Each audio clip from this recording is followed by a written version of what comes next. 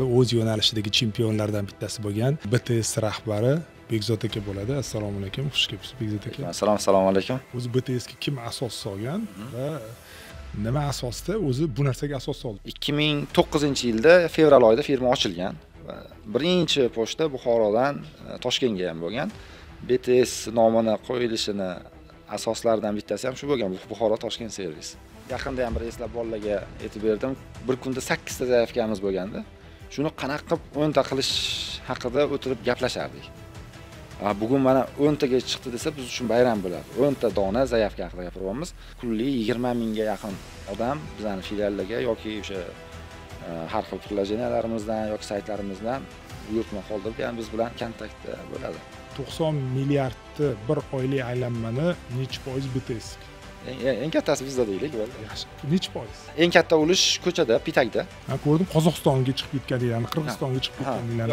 Moskvada, Sankt-Peterburgda ko'rdim. Va hattoki ko'rdim Antarktida ham turibdi. Bu yerda lokatsiyada Antarktida ham bitta nuqta turibdi-da. Hayron bo'lib qoldim. Muz ustida Antarktidada bitta nuqta turibdi-da BTS. 23-yilda banner osdim hamma yoqqa. Oyga dastavka qilamiz deb.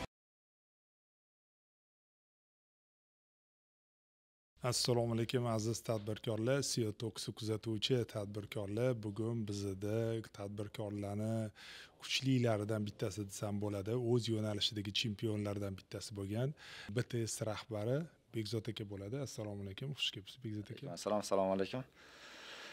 Xush ko'rdik. Sizlarga ham kattakon rahmat. E'tiborga olib chaqirganingiz uchun. Qanaqadir foydali bir ma'lumot beradigan bo'lsangiz, siz auditoriyangizga biz ham xursand bo'lamiz. Zo'r, albatta Xudo xolasa foydali bo'ladi deb bilamiz. BTS qisqacha tarixi to'g'risida gapirib bersangiz. Xo'p, 2009-yilda ochilgan kompaniya, taxminan 2010-yillarda o'sha bozorda xizmat ko'rsatishni boshlagan. U paytda bunaqa usluga bo'lmagan. Ya'ni bozorda birinchi bo'lib bu xizmatni olib kirib, odamlarga, ya'ni singdirganmiz desak ham bo'ladi. Zo'r. O'sha payt kim bo'lib ishlagansiz? U paytda bilsangiz, hamma ish qilgan. Ya'ni moliya ham o'zimizda bo'lgan, operatsiyaga ham qaralgan, umumiy nimadir masalalar chiqsa unga ham qaralgan, davlat bilan munosabatlarga ham, nalogga ham qaralgan, gayiga ham qaralgan, hamma ishlar bilan shug'ullanib endi ish boshlangan. Zo'r. Bekzod aka qarang. Tarixini tushunarli bo'lish uchun keling o'zi BTSga kim asos solgan va nima asosda o'zi bu narsaga asos soldi? Zo'r. 96-98-yillarda Oybek aka borlar, akamiz. Bular Turkiyada o'qiganlar, Istanbulda. Istanbulda o'qigan paytlarida bu xizmat endi bizdan 20-30 yil oldinda Turkiya juda yaxshi rivojlangan bo'lgan. Konsulstvada ishlagan paytlari bayram bilan tabrik konvertlar jo'natishganda o'sha borib o'sha bozor ichidagi bitta pochta firmasiga tovarlarni berib jo'natib yuborishganida ya'ni yaxshigina summa to'lab jo'natib yuborishgan va o'sha joydan g'oya kelgan. Ya'ni bu xizmat demak qachondir bizda ham rivojlanadi degan va bu yoqdagi faoliyat davomida boshqa ishlar bilan shug'ullanib kelingan va asosiy maqsad baribir shu O'zbekistonning ichida xalqimizga ishini osonlashtirish. Misol u paytda boshqa sohada ishlangan paytda ham nima qilardik? Taksiga chiqazib berardik. U taksi u paytda telefonlar ham yaxshi rivojlanmagan. Yo topolmay qolasiz, yetib boradi, bormaydi, avtobusdan jo'natasiz. Qancha yil aytyapsiz? Taxminan 2007-2009 orasida muammolar kelgan va o'sha eski g'oya bor edi-yu. O'sha g'oya keyin bu joyda o'sha payti kelibdi degan fikr bilan 2009-yilda asos solingan va sekin-astalik bilan kim asos solgan? O'sha Oybek ham o'zlari asos solganlar u paytda. Sizni okangiz bo'ladi. 2009-yilda fevral oyida firma ochilgan va birinchi pochta Buxorodan Toshkentga ham bo'lgan. BTS nomini qo'yilishini asoslaridan bittasi ham shu bo'lgan, Buxoro Toshkent servis. Ya'ni juda jaydaricha, oddiy boshlangan ish. Demak, qanaqa ochilgan? O'ta kichkina ofis ochilganda, o'ta yuk qabul qilib olib, o'zi Toshkentga jo'natilgan. Ofis ham bo'lmagan boshida, shu tanittirib, amman bu asosan chet el tashkilotlari bor, firmalari bu uslugani o'sha o'zini rivojlangan davlatida foydalanganlar bor. Bular asosida ish boshlangan. Ya'ni bularga taklif bilan borilgan, bular tushunadi bu ishni va bitta-bittadan ko'payib, sekin bu xizmat keyin tashkillashtirilgandan keyin o'zimiznikilar ham foydalanishni boshlagan. Express pochta, ya'ni pochta xizmati bo'lib ochilgan, birinchi ochilganida. Demak, siz boshidan billa ochgansizlar, billa bo'lgansizlar. Billa bo'lganmiz. Shu noldan kunlik yaqinda ham bir eslab bolalarga aytib berdim. Bir kunda 8 ta zaifkamiz bo'lganda, shuni qanaqa qilib 10 ta qilish haqida o'tirib gaplashardik. Bugun mana 10 taga chiqdi desa, biz uchun bayram bo'lardi. 10 ta dona zaifka haqida gapiryapmiz. O'zingizlar mashinada zaifkalarni olib kelib, zaifkalar bilan bitta mashinamiz bo'lgan Matiz. O'sha paytda u Matizni ham anaqa rassrochka qilib, qanaqadir lizingga olingan, kreditdan foydalanmaymiz hozir ham. Lizingga olingan.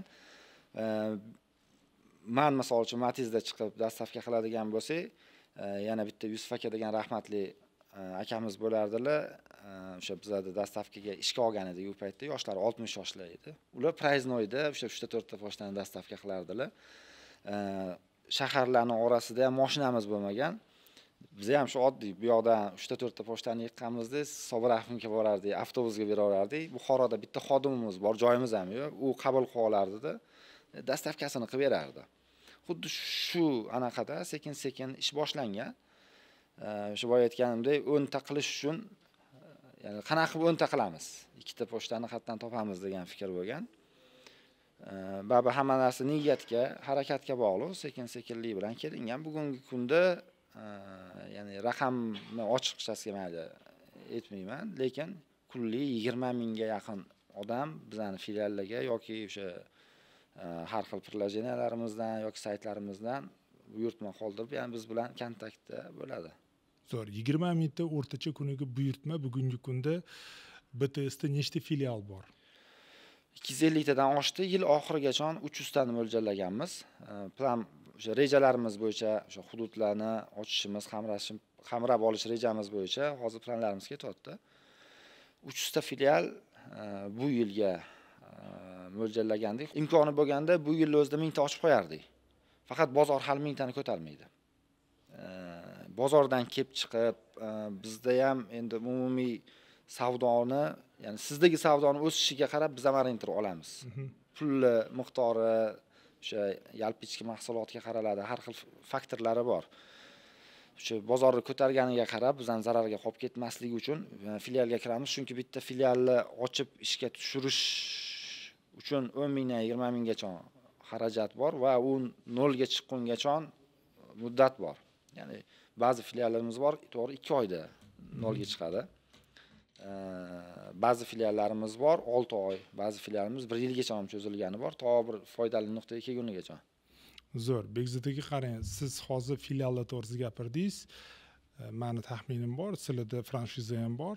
O'zi necha foizi sizlarni o'zingizlarning filialinglar, necha foizi franshiza? Xo'p, endi filial ochishimiz kerak va buni maksimal xarajatsiz va kam xarajat bilan va tezroq foydaga chiqish yo'li bilan ochish kerak degan strategiya bor bizda. Endi bu hammada ham bo'ladi, ishdan kelib chiqqan holda. Franshizani ishlab chiqishni boshlaganmiz 18-yilda. 19-yilda birinchi franshizani berganmiz va bitta franshizani o'zi bilan taxminan 6 oy ishlaganmiz. Biz yaxshisini, yomonini, har xil taraflarini ko'rishimiz kerak bo'lgan va 20-yildan to'liq berishga o'tganmiz franshizani. Bugungi kunda hozir shu 300 ta filialda o'tgan bo'lsam 150 tasi franshiza. Bu 300 ta ham bo'lishi mumkin edi.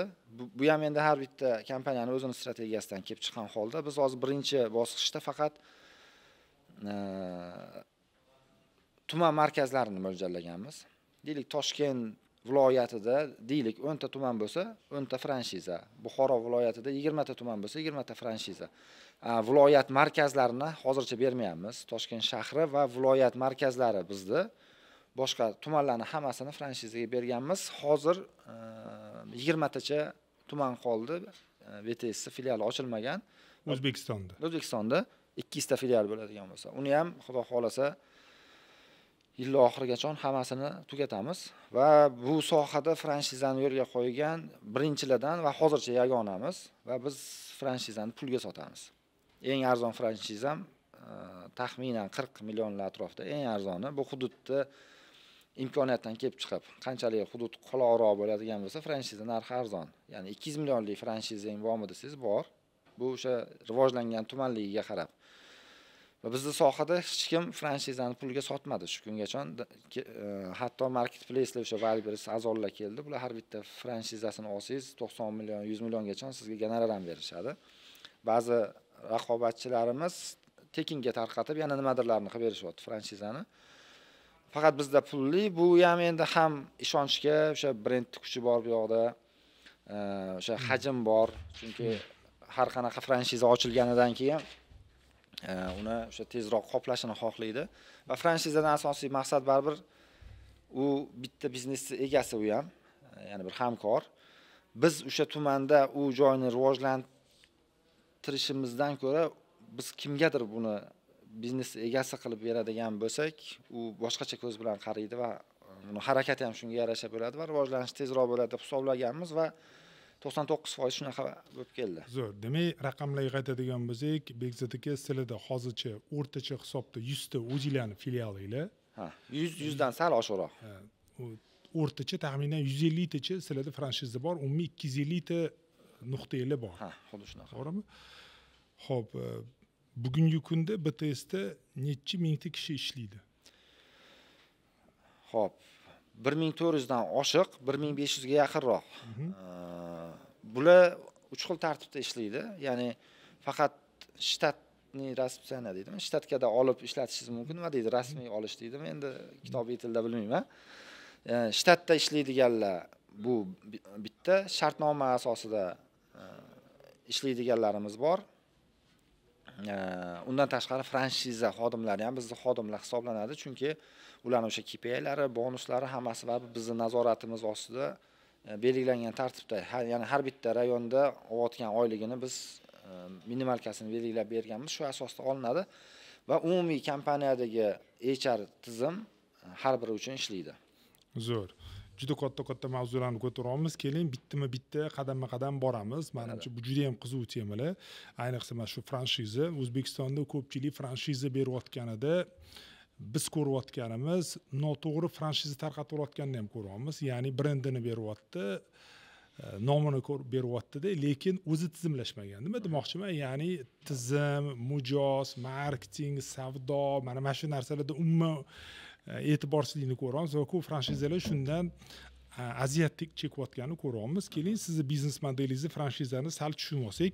Mana men to'g'ri tushunayotgan bo'lsam, paushальный взнос deydi buni. Paushальный взнос deydi. Paushальный взнос deydi. Ruscha gapirgim kelmadi, shuni aytmadim, o'zbekchasini eslolmadim. Biz ham endi shunaqa shu jargonda o'rganib qolganmiz-da. Paushальный vznosni siz aytyapsizki, muhidiga, joyiga qarab, 40 milliondan 200 milliongacha beramiz deyapsiz. Zo'r. Uni 40 milliondan 200 milliongacha bo'lgan raqamni qayerdan olasizlar buni? Xo'p, aholidan kelib chiqasizlarmi? Aholini sotib olish qobiliyatidan kelib tumanlarni tahlili bor-da. Tahlili bor. Olasizlar tahlilni. Xo'p. Nimani? Aholi soni birinchi navbatda, ikkinchi navbatda har bitta tumanni to'lov qobiliyati, tumanda yashovchilarning to'lov qobiliyati bor. Eng kam ish haqqisi bor va o'sha tumanni davlat tarafdan beriladigan statistikasi bor. Bu tuman mamlakat qildi, bu tuman mamlakat qildi. Bu bo'yicha butun boshli bitta bo'limimiz bor. Koordinatsiya ofisi deydi. Ofislarni muvofiqlashtirish bo'limimiz bor bizda. Bular har bitta tuman bo'yicha tahlil qiladi va 3-4 ta kategoriyaga bo'lib chiqishgan. Bu birinchi kategoriya tumanlarimiz, ikkinchi kategoriya, uchinchi kategoriya. Shu uchinchi kategoriya 40 million. 43 million so'm. 43 million. Ikkinchi kategoriyangiz bu taxminan yuqoriroq va eng birinchi kategoriyasi 200 milliongacha bor. Rayonlarimiz ham bor sotib. Zo'r. Men mana tadbirkor bo'lsam, men sizni franshizangizni olmoqchi bo'lsam, demak men birinchi o'rinda o'sha rayon deydimi, o'zbekchasiga nima deydi? Tuman. O'sha tuman bo'shligini tahlil qilishim kerak. Birinchi sizlarning ruxsatingizni olamiz, ya'ni bo'sh, bo'sh deylar. Xo'p, keyin menga to'lov hisobini chiqarib berasiz, paushальный взнос. Xo'p, keyin men nima qilaman? Keyin men paushальный vznosni ichida biz qilib beradigan ishlarimiz bor. Ofisni tashqi oformleniyasi bizni standart asosida bo'lishi kerak, qilib beramiz. Ofis ichida turadigan ba'zi bir narsalar bor. Ya'ni checklist deydi. Checklistda aniq bor narsalar bor. Ular biz tarafdan qilib beriladi. Taxminan 10 million atrofidagi xarajat deylik. Men sizlarda brend book bor, shablon bor. Shablonga tushirgansizlar, franshizani standartlarni o'sha standart qilib berasizlar. Endi ofisni lokatsiyasini tanlashda ham aniq shartlar bor. Birinchi liniyada bo'lishi kerak. Yo'l ustida biz ichkaridan ofis olmaymiz. Mashina to'xtashga imkoniyat bo'lishi kerak, ya'ni har xil znak, ya'ni yo'l zapretlar bo'lmasligi kerak va o'sha joylashgan filial tumanni qatnov, ya'ni gavjum joyida bo'lishi kerak. Demak, men o'zimni tumanimda ochmoqchi bo'lsam, men sizga oldin lokatsiyani jo'nataman. Albatta. Lokatsiyani sizlar o'rganib chiqasizlar. O'shandan keyin menga ruxsat bersanglar, keyin men paushalningizni o'z beraman yoki qana bo'ladi? Birinchi paushalningizni o'z beraman, keyin lokatsiya qidiramanmi yoki? Yo'q, oldin hamma narsasi kelishiladi, lokatsiya, keyin biz shartlari bor, ishlash shartlarimiz, hamma narsa переговорdan kelishilgandan keyin shartnoma qilinadi va shartnoma asosida pul to'laysiz, keyingi etap o'sha ish boshlanadi. Zo'r. Keyingi etapda o'rtacha men ozgina veb-saytinglarni ko'rdim. Eng kamida 20 kvadratli joy topishim kerak ekan, to'g'rimi? Eng kamida tumanda. Toshkent misol uchun shahar markazi bo'lsa 20 kvadrat qabul qilinmaydi, eng kamida 70 kvadrat. Zo'r. Demak, 20 kvadratdan 70 kvadratgacha vaziyatga qarab men joy topdim. Unga men qancha pul tikaman o'rtacha? Uni ta'mirlashga mana sizlar 10 millionlik jihozlar berdinglar. 40 million to'ladim. Sizlarga keling eng kamini olaylik-da. Mana 40 million, uni 43 million to'ladim. 10 millionni sizlar menga investitsiya qilib berdinglar. Men yana qancha pul tikaman uni ochish uchun? Kelgan yuklar joylashish uchun o'sha stelajlari bor, sharti, mebeli bor, kompyuteri. Qancha taxminan o'rtacha sizlarning hisobinglar bor-ku bunga? O'rtacha menimcha 15 million atrofida yetsa kerak. 15 million bo'lsa $1000 yetadi deb o'ylayapsizmi? Zo'r, $1000 demak. Endi bu juda ahvoli og'ir bo'ladigan bo'lsa, uni remont qiladigan bo'lsa, u uni muammosi. Ya'ni zo'r. Ishlash. Ya'ni shuni $2000 qilib olaylik. Zo'r. Endi demak, men 43 million pul tikdim, keyin $2000 pul tikdim. Endi nima bo'ladi? Xo'p, biz uni qo'yilgan talab bo'yicha xodim oladi. Bitta operator kamida ofisda o'tiradigan va bitta kuryer dastavka qiladigan va bu mashina balkim kuryer mashinasi bilan olishi mumkin. Ikki xil shartda ishlaymiz yoki o'zimni mashinamni beraman va deb ishchi olishi mumkin. Bu ikkita ishchisini to'liq o'qitib beramiz. Zo'r. Demak, sizlar o'qitib berasizlar, uni oyligini men to'layman. Zo'r. O'rtacha oyligini men qancha uliga to'lashim kerak? Mana qarang, men hozir sanab boryapman. $3,500 men paushalningizni o'z berdim, $2000 ta'mir remontga tikdim. Undan tashqari meni ijaram bor, oyiga taxminan bo'lsa bir $500 ijara bo'lishi mumkin viloyatda. Undan tashqari ikkita xodim. Ijara kamdan kam ruxsat beramiz, o'zini joyi bo'lishi kerak. O'zini joyi bo'lgani bilan baribir o'ziga to'lishi, bu tarafi bor. Ya'ni o'ziga o'zi pul to'lamaydi uchun bir 3-4 oy o'zini ya'ni motivatsiya qilib chiqib ketishi uchun anaqa qilingan. Ya'ni ijara bo'lsa ham qarshiligi yo'q, faqat o'ziniki bo'lsa ko'proq qaraladi. Muammosi yo'q. O'ziniki bo'lsa ham biznes modelda ijarani kiritgan yaxshi-da, baribir hisobga kiritiladi-ku.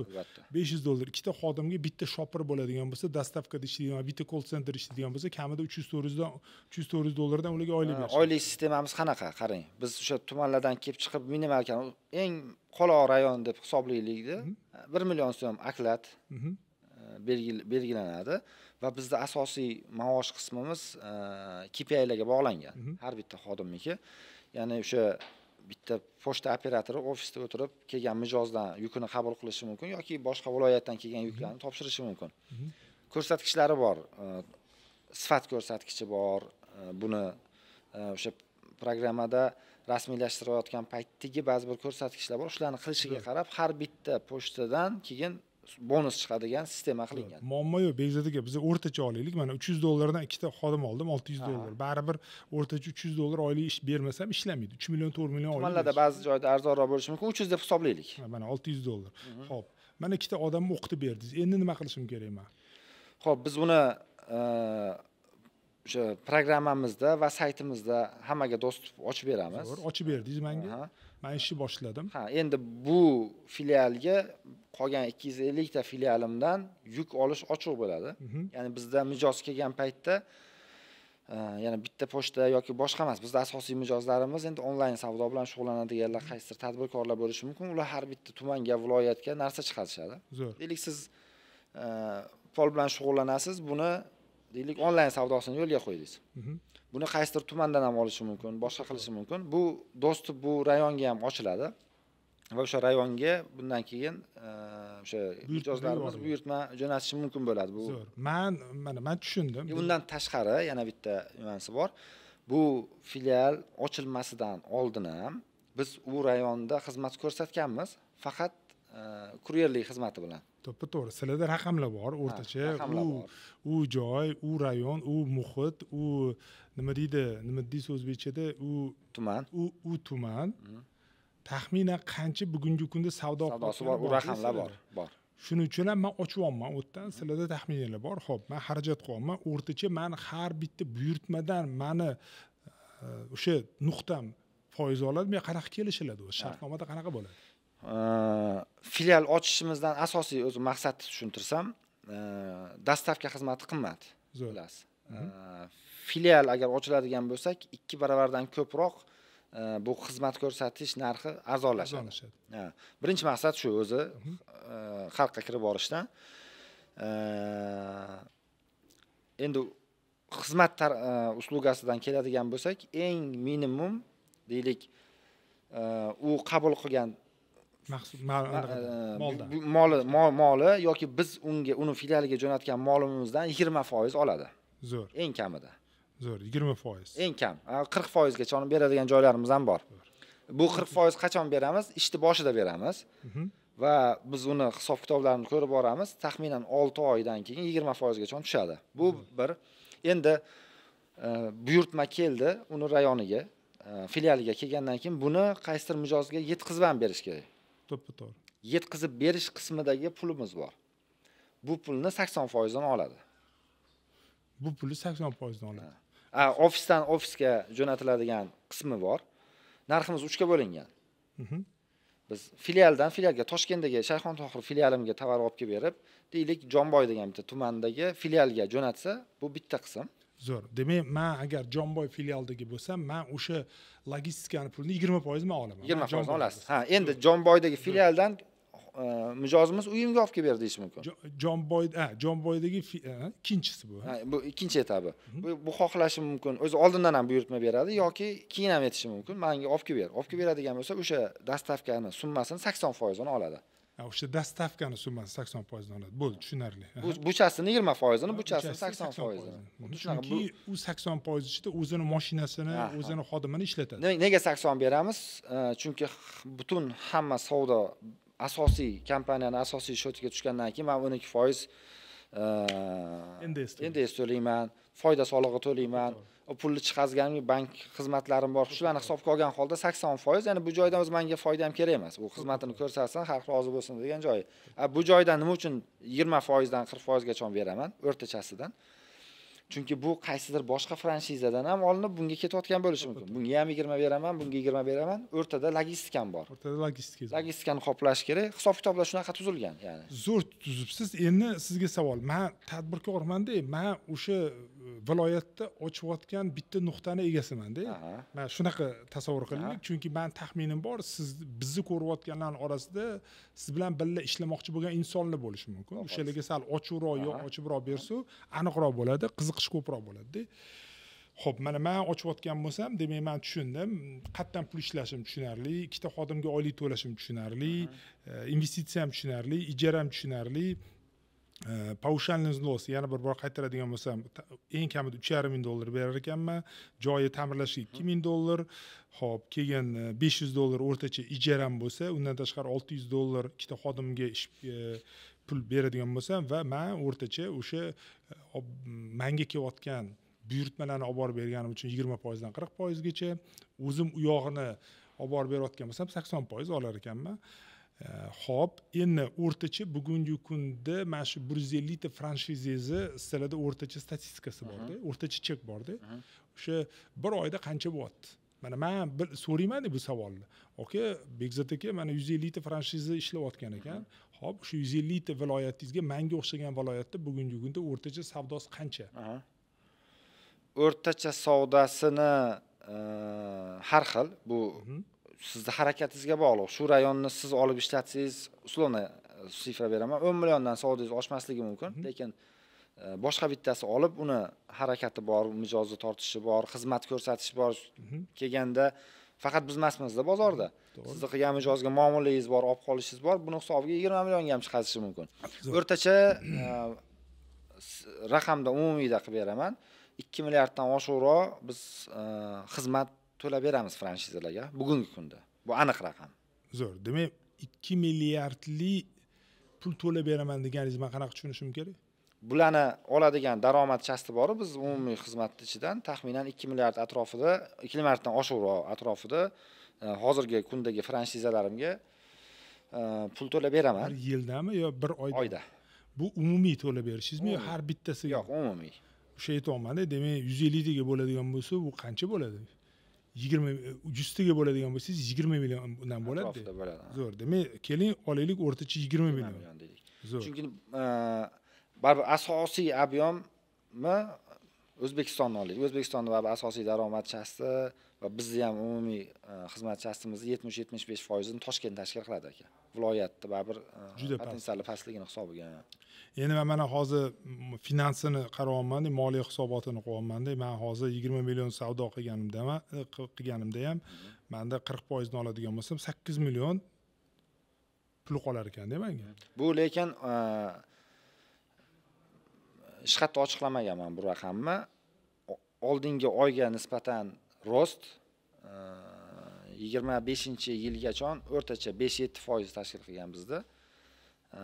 Bugungi kunda shu ko'rsatkich 20% ga yaqinlashdi. Har yil, oy. Har oy 20% ga o'sib boryapsizlar. Juda zo'r, juda zo'r. Bu narsa bularga ham ta'sir qiladi, buni bular ham ko'ryapti. Chunki meni fikrim e-commerce juda ham rivojlanyapti. Chunki bu rivojlangan sari, o'sha pirog kattalashgan sari bizni ham ochko'zligimiz yana olib ketyapmiz. Zo'r. Bu narsa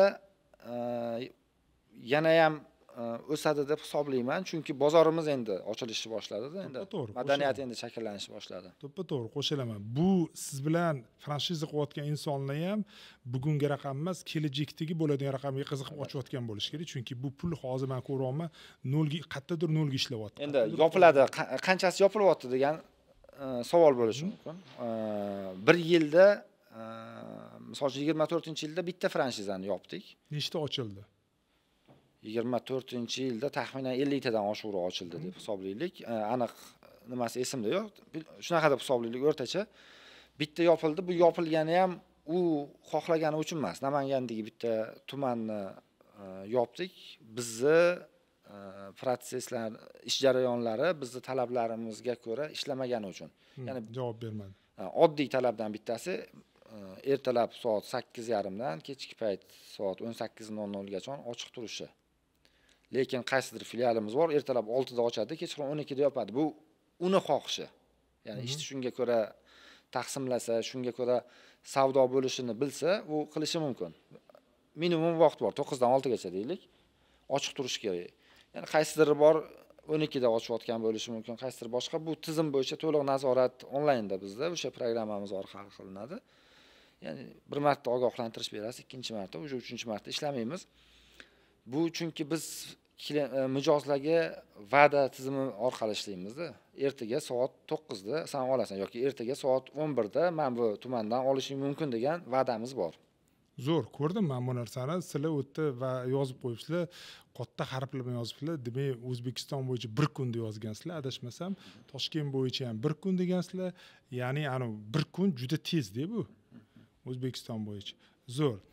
Demak, men to'g'ri tushunayotgan bo'lsam, men agar sizlar bilan franchiza qiladigan bo'lsam, hozirgi kunda balkim 0 ga ishlayman, balkim 2-3 oy meni investitsiyam bo'ladi, meni vaqtim. O'rtalama 6 oy aka. Lekin 6 oydan keyin bu biznes foydaga chiqishi mumkin. Okupayimizni hozir o'ylayotganim yo'q, chunki okupayimizni men bu yerda hozircha ko'rayotganim. Taxminan 6 oyda foydali nuqtaga chiqadi deb va'da beramiz. Biz shartnoma qilayotgan paytda ham, lekin baribir natija uchun ikkita taraf harakat qiladi. Lekin u ertaga u ham harakat qilmasa biz ko'rsatib bera olamiz. O'rtalama 6 oyda, 1 yilda pulini qoplab, o'sha juda ko'p, lekin 3 oy 4 oyda ham bu natijaga erishgan, o'sha bitta tumanning o'zida 2 ta 3 ta filial ochganlar ham bor. Aytayotganimdek, harakatga bog'liq. Harakatga bog'liq. Zo'r. Endi BTS hozir siz aytdingizki, franchizalarni nazorati juda og'ir masala-da. Juda og'riqli nuqta. O'shaning uchun BTS qanaqa buni nazorat qiladi? Nimalarini nazorat qiladi? Mana men nuqta ochdim. mana hozir aytyapsiz, nechida ochganim, nechida yopilganim, nechta xodimim, qanaqa ishlayotganini, qanaqa meni nazorat qilasizlar? BTS Space degan shaxsiy deylik, xususiy programmamiz bor. Buni 2013-yilda yozish boshlaganmiz. Bugungi kunda 20 ga yaqin aytishligimiz bor kompaniyada. O'zimizni xizmatimiz uchun o'zimizga moslangan, yozilgan programma bu. Aynan in-house'da o'tirishadi. 20 ta aytishning xossilari. Ofisda. Zo'r. O'rtacha qancha ishlatasizlar ularga bir oyda? Olishadi har xil. O'rtacha IT bo'limingizga qancha bir oyda? Yaxshi aytishlik necha pul bozorda? Zo'r demayapman, yaxshi deb hisoblaylik. $1000 dan baland. $1000 aytishligim yo'q lekin. $1000 yo'q, endi bundan yuqori. Shayton $1000 dan baland deyapman-da. Shunaqa. Xo'p, hisoblang. Yo, menga raqam kerak. 1,5 ming deb hisoblasangiz 30 ming oladi. Zo'r. Lekin bundan yutayotgan narsam, ya'ni balkim 300 ming yutayotgandirman. Chunki boshqa raqobatchilarimdan ustunlik tarafim shunda meni. Raqobatchilarim o'sha qaysidir chet el IT kompaniyasining mahsuloti programmasidan foydalanib ishlaydi. Juda ham imkoniyatlari cheklangan. Ya'ni biz bugun nimadir xayolimga kelsa, nimadir qilgim kelsa, uzoq 3 kun, bir hafta tezda beriladi, aytinishligi tayyor bo'ladi. Ya'ni shu narsa orqali ishlay olamiz. Protsessi har doim har 2-3 oyda ko'rib chiqiladi. Optimizatsiyasi boshqasi bo'yicha ko'rib chiqishgandan keyin, ya'ni o'zgartirish bo'yicha taklif olib kelishganda ko'rib chiqiladi, tasdiqlab bitta imzo komandaga beriladi. IT komanda bir haftada to'g'riladi. Bir haftada biz deylik suv to'g'riga oqish kerak bo'lsa, mana bunda oqayotgan joyi bo'lsa, shuni bir haftada to'g'rilab joyiga qo'ya olamiz. Raqobatchilarda bu narsa yillab vaqt oladiki, o'zini qo'lida emasligi uchun. Shu tarafdan yutamiz, shuning uchun bu rasxodga rozimiz. Zo'r. 90% da endi savolingizga qaytsam, franshizani nazoratini 90% programma orqali qilamiz. 10% o'sha ofislarni muvofiqlashtirish bo'limimiz bor dedim. Shu bo'lim ichida franshiza bo'limi bor. Shunda 2 ta odam ishlaydi, adashmasam. Shu ikkalasi bu o'sha hujjati, hisob-kitobi, qanaqadir muammolari chiqqanda inson omili bilan bularni hal qiladigan joyini hal qilishadi, lekin filialni ochishi, qaysi xodim nechida ishga kelgani, hammasi o'sha login, paroli, Face ID, приложенияларimiz hammasi ishga tushgan. Mijoz приложенияsi ham, ishchilarning приложениялari ham приложение turgan joydan lokatsiyani oladi. Men ishga keldim deb bunday Face ID-ni qo'ya olmaydi. Lokatsiyani olganda sistema ofis lokatsiyasini biladi. Ofisda emas degan anaqa bilan statistikani chiqarib bera oladi. Bularni hammasini va qancha tovar ularga borganini, qancha tovarni vaqtida dastavka qildi, qancha tovarni qilmadi, qaysi buyurtmani vaqtida yig'ib olish kerak bo'lib olmadi, qaysini oldi. Xodimlari to'liq o'sha KPI sistemasiga o'tkazilgani uchun qaysi qancha ko'rsatkich bilan ishladi, qaysi qanchalik kачество bilan ishladi, hammasini programmani o'zi nazorat qilib beradi uchun ishimiz oson ketadi. Hozir franshiza bo'yicha, misol uchun, oyiga 10 ta plan qo'yilgan, sotilishi, ochilishi bo'yicha. Oxirgi 5-6 oyda, ya'ni planni hammasini bajarib kelishdi. Ya'ni oyiga 10 ta franshiza yangi qo'shilganda buni har bittasi proses o'zgaradi, bilasiz. Ish protsesini qo'shilishi, bularning nazorati boshqasi. Bundan tashqari o'zimiz filial ochamiz. Bularning nazorati hammasi normal sistema orqali. Bu sistema bo'lmaganda bunaqa katta tezlik bilan kengaymagan ham bo'lardi, bunaqa rivojlana olmagan ham bo'lardi. Zo'r. Demak, men to'g'ri tushunayotgan bo'lsam, mana bu juda ham muhimdek tadbirkorlikga. Ko'p tadbirkorlarda ko'rayotgan narsam tizimlashtirmasdan oldin kengayishni boshlashadi. Go'yoki ana cho'loq ot kengaytirganda, mana kecha bitta yaxshi tadbirkor keldi, juda tez kengayyapti-da. Ko'rolma sotuvda, tizimida, moliyasida juda cho'loqda hali. Tizim to'g'ri qo'yilmaganda, lekin 50 ta nuqta ochmoqchi bir yil ichida. Men aytayman, stop, to'xta, ochmang deyman. Mana hozir 10 tami? 10 tani oldin hozir biz siz bilan tizimlashtiramiz. oldin raqamlashtiramiz, oldin sotuv strategiyalari, xodimlarning KPI, xodimlarning Bitta nazorati. ekranda hamma ko'rsatkichlarni ko'ra olganingizdan keyingina ikkinchi etapga o'ta olasiz, bo'lmasa o'ta olmaysiz. Zo'r. Ya'ni sifatli o'ta olmaysiz, o'tishingiz mumkin. To'g'ri, o'shani tizimlashtirib olgandan keyin kengayish ani qo'ziqoronga o'xshab ko'payib ketadi-da. Xo'p, yaxshi narsalar gapiryapsiz. Endi savol sizga, mana men xodim oldim, ikkita xodim olishim kerak ekan. Men hozir sizni franshizingizni bitta bo'limini boshqaradigan insonni gapiryapman. Tadbirkorligi tushunarli bo'lishi. Menda ikkita xodim bor ekan, bittasi logistika bilan shug'ullanadi, ya'ni olib borib beradi. Ikkinchisi bittasi ofisda o'tiradi. Zo'r. Bu minimum ishni boshlanishi. Minimum. Xo'p, bularni KPI tizimlari sizdan kelib chiqadimi yoki men o'zim ularga beraman? Yo'q, bizdan kelib chiqadi. Zo'r. Sistema biz o'sha boya aytdim-ku, protsessga aloqador odamlarning hammasi bizning xodim va bu ajratilmaydi. Bu franshizani xodimi bunga mana bunaqa ishlagin, bunga bunaqa. Mendagi filialdagi talab qanaqa bo'lsa, bundagi filialdagi talab ham xuddi shunaqa, ikkalasi bir xil ishlashi shart. Shu sistema, ya'ni tizim xuddi shunaqa ishlaydi. Tizim boshqachasini qabul qila olmaydi. Zo'r narsa aytyapsiz. Endi mana franshizada har xil franshizachilarni ko'ryapman-da. Bir xil faqatgina omboriga ruxsat beradi, ya'ni ko'rishga omboriga. Ikkinchisi mana sizda logistika bo'lsa, logistika tizimingizga ruxsat beryapsiz. Uchinchisi hattoki KPI ni ham bog'lab beradi. Mana TTU bilan bog'laydi, ya'ni xodimlarni nazoratini ham bog'lab beradi. Men to'g'ri tushunyapmanmi? Sizda mana shu hammasi joriy qilingan, ya'ni siz administrativniy boshqaruv unda, funksionalniy boshqaruv bizda deylik. Zo'r. Funksionalniy boshqaruv deganda logistika taalluqli bo'lgan hamma xodimdan talab qiladigan hamma narsani sizlar talab qila olasizlar unda. Zo'r. Va shu narsaga loyiq bo'lish uchun sizlar o'qitib ham berasizlar uni. O'qib sertifikat oladi. O'sha ichki HR sistema uchun alohida programma yozganmiz. Bunda har bitta etapdan o'tgandan keyin o'sha o'qishi bor, o'qishidan keyin testidan o'tadi, testdan keyin savol javobi va hokazolardan o'tgandan keyin bu ishga tayyor degan sertifikat chiqadi va o'sha sertifikatni olsagina keyin unga, ya'ni bu sertifikat bu yoqdan bu HR sistema berganda asosiy BTS Space dedim programmamiz bunga login parol ajratib dostуп ochadi. Bu dostуп urushni ochilmaydi. Ya'ni siz xodimimiz bo'lsangiz, oldin ma'mundan o'tsangiz, bu yoqdan sertifikat tasdiq bo'lgandan keyin bunga buyruq beradi va sizning nomingizga bu yoqdan login parol ochiladi. Demak, sertifikat asosida ochib berasizlar dostуп. Avtomatik ochiladi. Avtomatik ochiladi. Ya'ni uni ochildi-ochilmadisini ham qarash shart emas. Zo'r, juda go'zal. Endi keling bir ikkita raqamlarni bozori raqamiga qaytsak, ya'ni bugungi kunda O'zbekistonni bozordagi logistika raqami qancha? Men ichki bozor aytyapman hozir.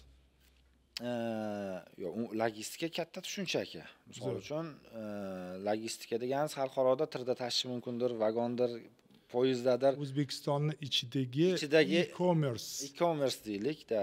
E-commerce degani, mana tadbirkorlarimizni tushuntirib aytamiz. E-commerce bu sizda onlayn bozoringiz bo'lsa yoki sotuv tarmog'ingiz bo'lsa, Instagram, Telegram qayerdadir savdo qilyapsiz va siz BTS bilan shartnoma tuzdingiz yoki Yandex Go bilan shartnoma tuzdingiz. Shunaqami?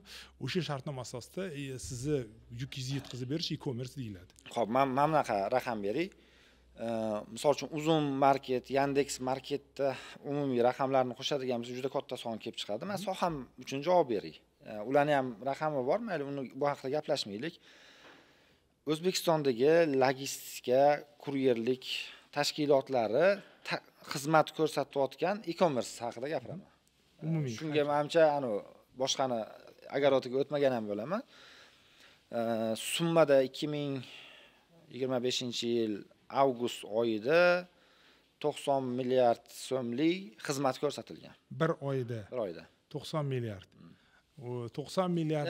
Bu plus minus 15% statistika baribir bilasiz. Endi chiqazishda maksimal to'g'ri chiqarishga harakat qilingan. Misol uchun bir yilda 1 trillion kamida. Xo'p, 1 bu o'sadi, ya'ni oydan oyga faqat rost bizda emas, ya'ni bozorda bor. Zo'r, bozorda bor, u aniq. Hozirgi kundagi tahlil endi o'sha bozori 90 milliardni bir oylik aylanmani necha foiz BTS bugungi kunda? Eng katta ulush bizda.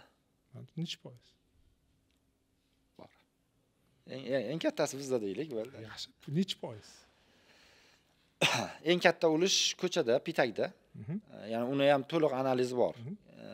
analizni qanaqa qilganmiz? Bir kunda Andijonga nechta taksi, nechta gruzovoy ketyapti va o'rtacha bitta taksi nechta pochta olib ketyapti? Kim uni tahlil qilgan? O'zimiz qilganmiz. Komanda, marketing komandan bor. 10 ga yaqin marketing jamoamizda xodimlar ishlaydi. Juda ham qiziq narsalar 3 kun gapirasiz. 4 kunlab ko'chada pitakda yotib, kamera o'rnatib qo'yib, bu kamerani bu yoqda programmalashtirib, nechta mashina kirdi chiqdi, o'rtacha borib analiz qilib nechtadan tovar olib ketyapti bular qilingan holda. Qachon qilgansizlar oxirgi marta? O'tgan oyda. Wow. Bu har oy qilinadi aka. Zo'r. Har oy 3 kun, 4 kun uzog'i. Pitakdagini bilmaydi bu narsalar.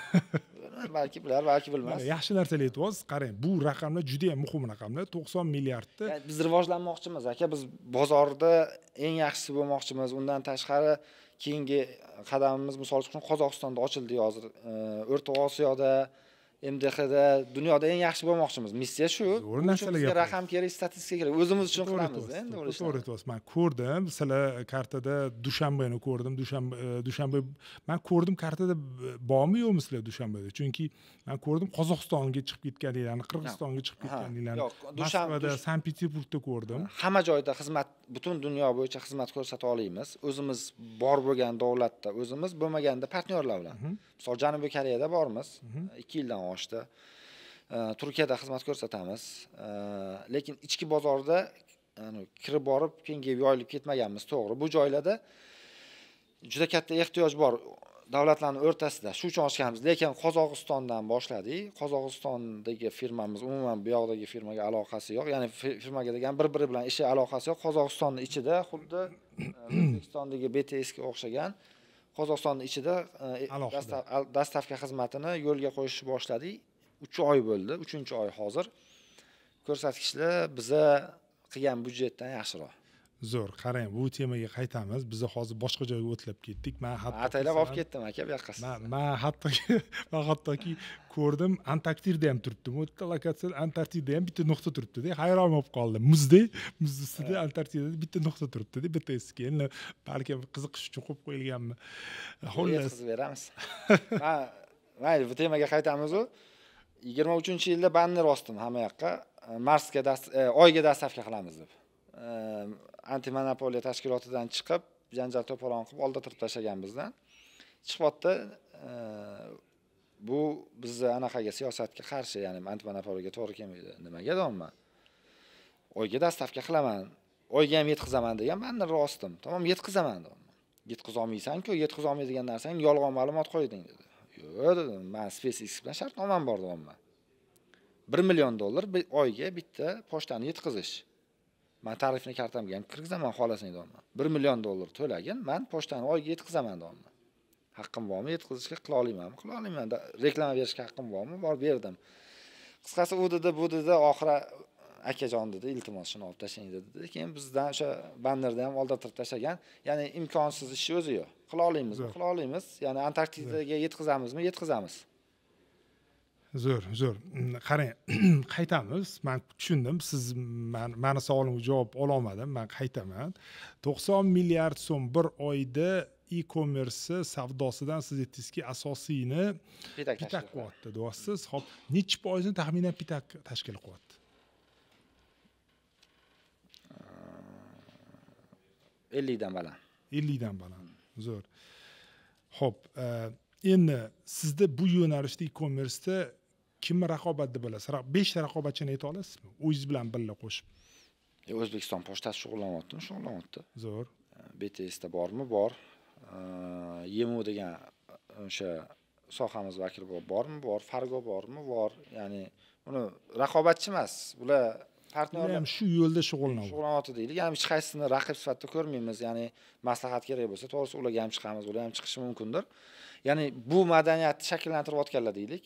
Mana bu yoqda 50% tugatib olaylik, keyin kurashaveramiz. Zo'r. Demak, men to'g'ri tushunayotgan bo'lsam, hozir siz 5 talikda aytdingizki, birinchi O'zbekiston pochtasini aytdingiz. Shunaqa? Raqobatchi anaqa sohada. O'zbekiston pochtasi. Ya'ni bu hisoblashishimiz kerak bo'lgan o'yinchida endi bozordagi. Zo'r. Sizlarda qanaqadir shartnomalar bormi? Bir-biringlarni pochtinglarni yetkazib berish bo'yicha? Bor. Qanaqa ishlaydi u? Ya'ni bizning xizmatdan qaysidir boshqa raqobatchimiz qaysidir xizmatdan biz foydalanishimiz mumkin. Ya'ni bu tajribada bo'lgan. Lekin hali singib ketmagan. Ya'ni men misol uchun O'zbekiston pochtasida bir narsani yuborish uchun men sizni pochtangizga kelib, sizni tochkangizga kelib, men uni jo'nata olmayman. Bu bo'yicha biz hozir assotsiatsiya tuzish arafasidamiz. Pochta va kuryerlik xizmatlari degan va uning ichida bitta integrator yaratmoqchimiz. Bu integrator vazifasi nima bo'ladi? Siz bu integrator orqali pochta jo'natasiz. Xohlagani, misol uchun meni filialimga kelib ham xohlagan bitta raqobatchimizni boshqa qaysidir filialidan oladi, mijozim deyishingiz mumkin bo'ladigan bitta integrator yaratyapmiz, hali ishga tushmadi. Lekin to'g'ridan-to'g'ri shartnomamiz bor. Qaysidir raqobatchimizga biz yukni berib, mana bu joyga yetkazgan. Ichki tizim bu. Ichki, lekin hali tashqi emas. Yo'q. Mijozlar uchun emas-da bu. Buni hozir biz umumiy bitta ochiq oydin platforma bir integrator shaklida kim unga bosh solyapti? 4 ta asosiy bozordagi kompaniya bor, birgalikda qilmoqchimiz. Bu anaqa ishlar boshlangan. Kim asosiy? 4 ta asosiy deganingiz kimlar ular? Shu boya sanaganlarimdan 4 tasi. BTS bormi? Bor, Yemu, Fargo, DMS degani bor bular. Umumiy bu ochiq bo'ladi, xohlagan tashkilot kirishi mumkin bo'ladi. Biz umumiy bitta integrator qilib sohani rivojlantirish bu joyda asosiy anaqamiz. Zo'r. BTS kapitalizatsiyasini sanab turasizlarmi? Kapitalizatsiyasi biz endi orada sotib olmoqchi bo'lganlar keladi. Bizning bitta shartimiz bor, ya'ni boshqaruv ulushi bizda qolish sharti bilan yaxshi taklif bo'lsa, ya'ni u sotib oladigan odamdan faqat pul emas, boshqa tajriba ham oladigan bo'lsa, ko'rib chiqishimiz mumkin degan pozitsiyadamiz. Boshqaruv paketi qolish sharti bilan. Hozirgi kunda BTSda nechta ta'sischi bor? Hozirgi kunda bitta ta'sischi, faqat bizda gruppa kompaniya, holding. Holdingda 18 ta tashkilot bor, 3 ta yo'nalish bor. Ishlab chiqarish, savdo, oldi-sotdi, import, eksport va xizmat ko'rsatish blogi bor. Men o'zim xizmat ko'rsatish blogida vitse-prezidentman. Bojxona omborimiz bor, BTS bor, logistika bor, xalqaro logistika yo'nalishlarimiz bor. Fulfillmentimiz bor.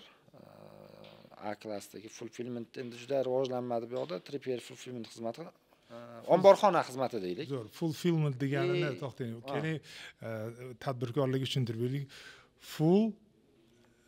Fulfillment desa, o'zbekcha qilib tushuntiraman. Ombor bor bizda. Omborni butunicha topshirish. Fulfillment. Butunicha xizmat topshirish. Butunicha xizmat. Hamma xizmat ko'rsatish bizda. Siz deylik Xitoydan nimadir mahsulot olib kelib O'zbekistonda sotasiz.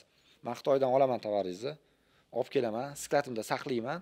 Siz mijozingizga sotasiz-ku. Sotganingiz bo'yicha deylik integratsiya qilinadi mijozlarimiz bilan. Sotganingiz bo'yicha men har bitta mijozingizga dastavkani qilib yuboraman, sizga hisobotini beraman. Operatsion chastiz menda bo'ladi. Zo'r. Bu xizmatimiz bor. 2 yildan oshdi ochganimizga. Juda katta brendlar bilan ishlaymiz. Ya'ni asosan tekstil hozircha. Ya'ni o'sha kiyib yuradigan Nike, Lacoste, Zara va hokazo kiyimlaringizni hammasi biz omborda turib biz yetkazib beramiz. Ya'ni do'koniga ham, mijoziga ham. Hozir bunga qaytamiz, xudo xolasa. Ikkita qurilish firmamiz bor, sanoat qurilish.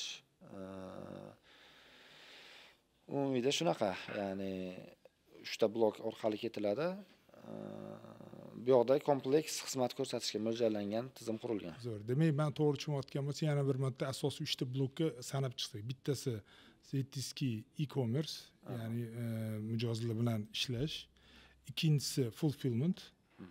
Uchinchisi qurilish. Men to'g'ri tushundim? Logistika deylik, lekin bularning har bittasini o'zi alohida set bo'lib ketgan, ya'ni 7 ta 8 ta tashkilot bu joyda alohida yurilitsi, alohida hammasini SEOsi bor. Lekin bitta holding. Yurg'iziladi, hamma SEOsi bilan ishlanadi. O'zi men 6 ta 7 ta ishlaydigan odamim bor. Shu 6-7 ta odam bilan ishlaymiz. Zo'r. Umumiy kapitalizatsiyasi qancha bugungi kunda? BTS haqida gaplashaylik. Shu ekspress pochta xizmati uchtadan bitta bo'limi to'g'risida gaplashyapmiz deyapmiz. Shu asosiy yo'nalish. Misol brend o'zini bu yilni boshida hisoblattirganda brend o'zini 5 million dollar hisoblab berishgan. Bundan tashqari ham kapitalizatsiya ham bor, kichkina summa emas. Ya'ni nimani har bitta biznesni o'zini hisoblash tartibi bor. O'sha mijozlar soni, kalkulyatsiyasi, zelkasi va hokazolardan kelib chiqqan holda sof foydasi marjasi hisoblatilgan. Endi bu yil hisoblatilmagan. O'tgan yilga o'sha bir kelishuv paytida hisoblattirdik. Faqat bizga o'sha ma'qul kelmagani uchun to'xtatganmiz. Qanchaga baholagansizlar oldingi yil? Oldingi yil undan yuqori edi. 10 milliondan. Undan yuqori edi. Hozir ancha o'sdi endi bu yilga ham anaqasiga. Misol uchun uslovni 30 millionga sotasanmi desa o'ylab ko'riladigan holatda olib sotaman degan narsa bo'lmaydi. Lekin aniq hisob-kitob raqami yo'q. 30 millionga sotasanmi desa sotarmidinglar? O'ylab ko'rilardi. O'ylab ko'rilardi. 30 millionga men bugun 30 million dollar tiksam, BTSga 2025-yil qancha o'zi hisob foyda ko'radi BTS? Endi unaqa raqamlarni hozir so'rab tashlab aytolmayman. Biz o'zi katta marjaga ishlamaymiz, bilasiz bu xizmat ko'rsatishda, lekin faqat shu ob'yom hisobiga ya'ni men bilishim kerak, 30 million dollar tikyapman, to'g'ri, bu kapitalizatsiyani tikkanda ertaga uni omma oldida emas, alohida o'tirganda gaplashiladi aka. Zo'r. No taxminan bir 10-15 yillik pul moqlayman. Unga bormaydi. Zo'r. Demak, hamma tushunib oldi, qanchada oqlasa bo'ladi xiyollar. Qanchaligini tushunib oldik. Xo'p. Chunki proyektlar juda ko'p. Ya'ni proyektlar deganim to'g'ridan to'g'ri moddiy qilinayotgan o'sha omborlar bor, qurilayotgan, ochilayotgan, texnikalar bor, boshqasi bor. Bundan tashqari nomoddiylari bor. Ya'ni 2 milliondan oshiq Kelenskiy ba'zan bor. Ya'ni 2 milliondan oshiq O'zbekistonda yashayotgan aholi bizdan foydalanayotgani bor. Kunlik zayafkalarimiz bor. 20 mingta kunlik zayafkamiz. Biz brend taniqliligi va hokazo juda ko'p faktori bor aka bu yoqda. To'g'ri aytyapsiz. O'zi kapitalizatsiya mana shuda o'zi pulligi. Bu yerda orqasida buni binolari turmaydi. Asosiy qiymat mana shu. Ular qo'ying, mayda chuyda ana narsa deb hisoblayman. Kamanda bor. Bu yerda men eng qimmat deb hisoblaydigan kamandam bor. Ya'ni hozir bittasi kelib 30 millionga shunaqa zo'r sistema qura oladimi desangiz, qiyin aka. Katta summa to'g'ri, lekin bu yoqda kichkina bosh og'rig'i ham emas. Bu undan ko'ra 30 millionga bir narsa sotib olib sotgani ko'proq foyda qoldiradi. Buni hisobini oladi, MVPlarini, moliyaviy anaqalarini bu ishni qilmaydi ko'pchilik. To'g'ri aytyapsiz, men qo'shilaman gapingizga, chunki tayyor model, ishlayotgan model, bu yerda vaqt, energiya, shuncha vaqt sarflangan, shuncha xodimlarning ishi sarflangan. Xo'p, mana shu BTS kompaniyada siz 3 ta bo'limga bo'ldingiz-da. Keling foizda ko'raylik, necha misol uchun aylanma bir oylik aylanmamizni o'rtacha ayta olamizmi? Bir oylik aylanmamizni umuman summasinimi? Taxminan. Taxminan emas, aniq raqam bor, prosta aytmoqchi emasman-da. Shu uchun gap muammosi yo'q, bo'ldi. Yaxshi оборот qiladi, lekin asosiy оборот baribir o'sha ekspress pochtadan birinchisi, keyingisi o'sha logistika. Keling o'shani foizda gapirib qolaylik. Misol uchun mana shu 3 ta bo'limingizni necha foizini aylanmani ekspress pochtangiz? 70% ekspress pochta qiladi. Bir 20% logistika xizmati, bir 10% o'sha xalqaro va boshqa. Zo'r. Mana shu 70% aylanmangizni qiladigan nuqtangizda, demak 250 ta tochkangiz bor. Va necha ming kvadrat omborxonangiz bor? Bormi, yo'qmi omborxona? Omborxona bor. Faol ishlab turgani taxminan 7-8 ming hozir. Lekin jarayonda qurilayotgani va o'sha protsessga tayyorlanayotgani yana bir taxminan 10 ming kvadrat atrof. 10 ming kvadrat. Demak, umumiy 17 ming kvadrat mana shu yil oxirigacha sizda aynan mana shu ekspress 26-yilda deylik, ana qiladi. Bu yil oxirigacha endi ulgurmaymiz. Zo'r. 20% full qanaqa dedingiz uni? Fulfillment. Omborxona xizmati deylik. 20% omborxona xizmatingizda necha ming kvadrat omborxonangiz bor?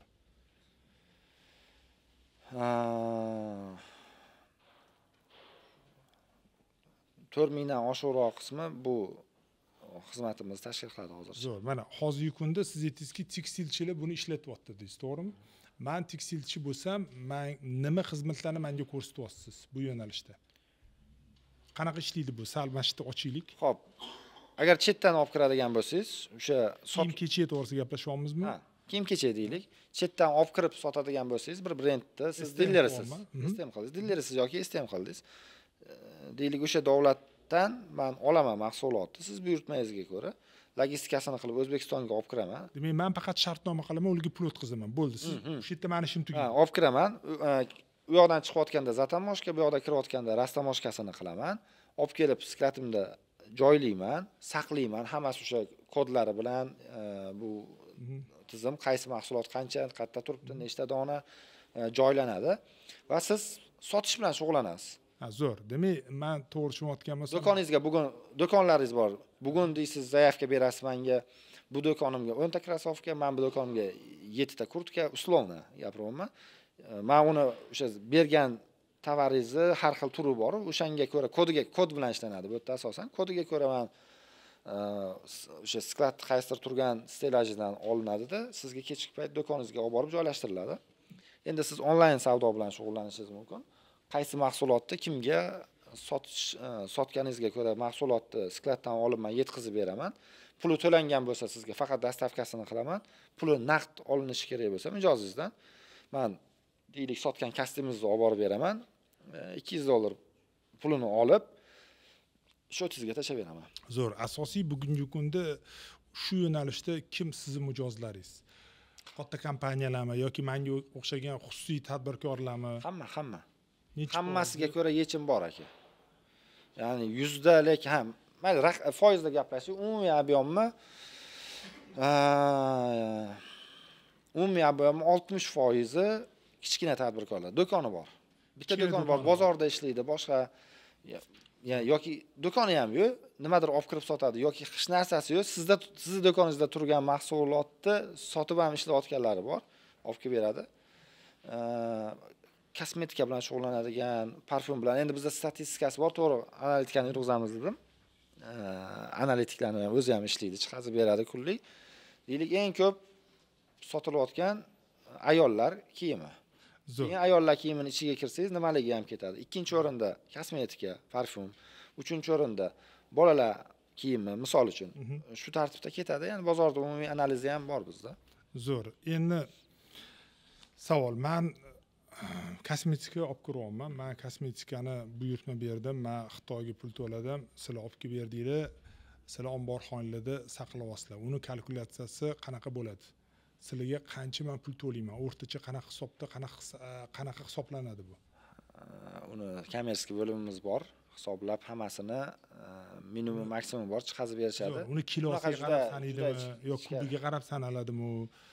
Yo omborxonani vaqtida saqlanganiga qarab sanaladimi? Asosan kubga qarab arzonroq tushish uchun mijozga ba'zi bir tovarlar bor, anaqaga ham qarab. Misol uchun shtukasiga qarab ham bo'lishi mumkin. Tonnasi og'ir yukli skladimiz bor. Misol uchun oziq-ovqat bilan shug'ullanadigan har xil o'sha sovuq suvlar olib turamiz. Unda tonna kun. Bir tonnasi bir kunda uslovni 20 ming so'm to'laydi yoki 10 ming so'm to'laydi tonnasiga.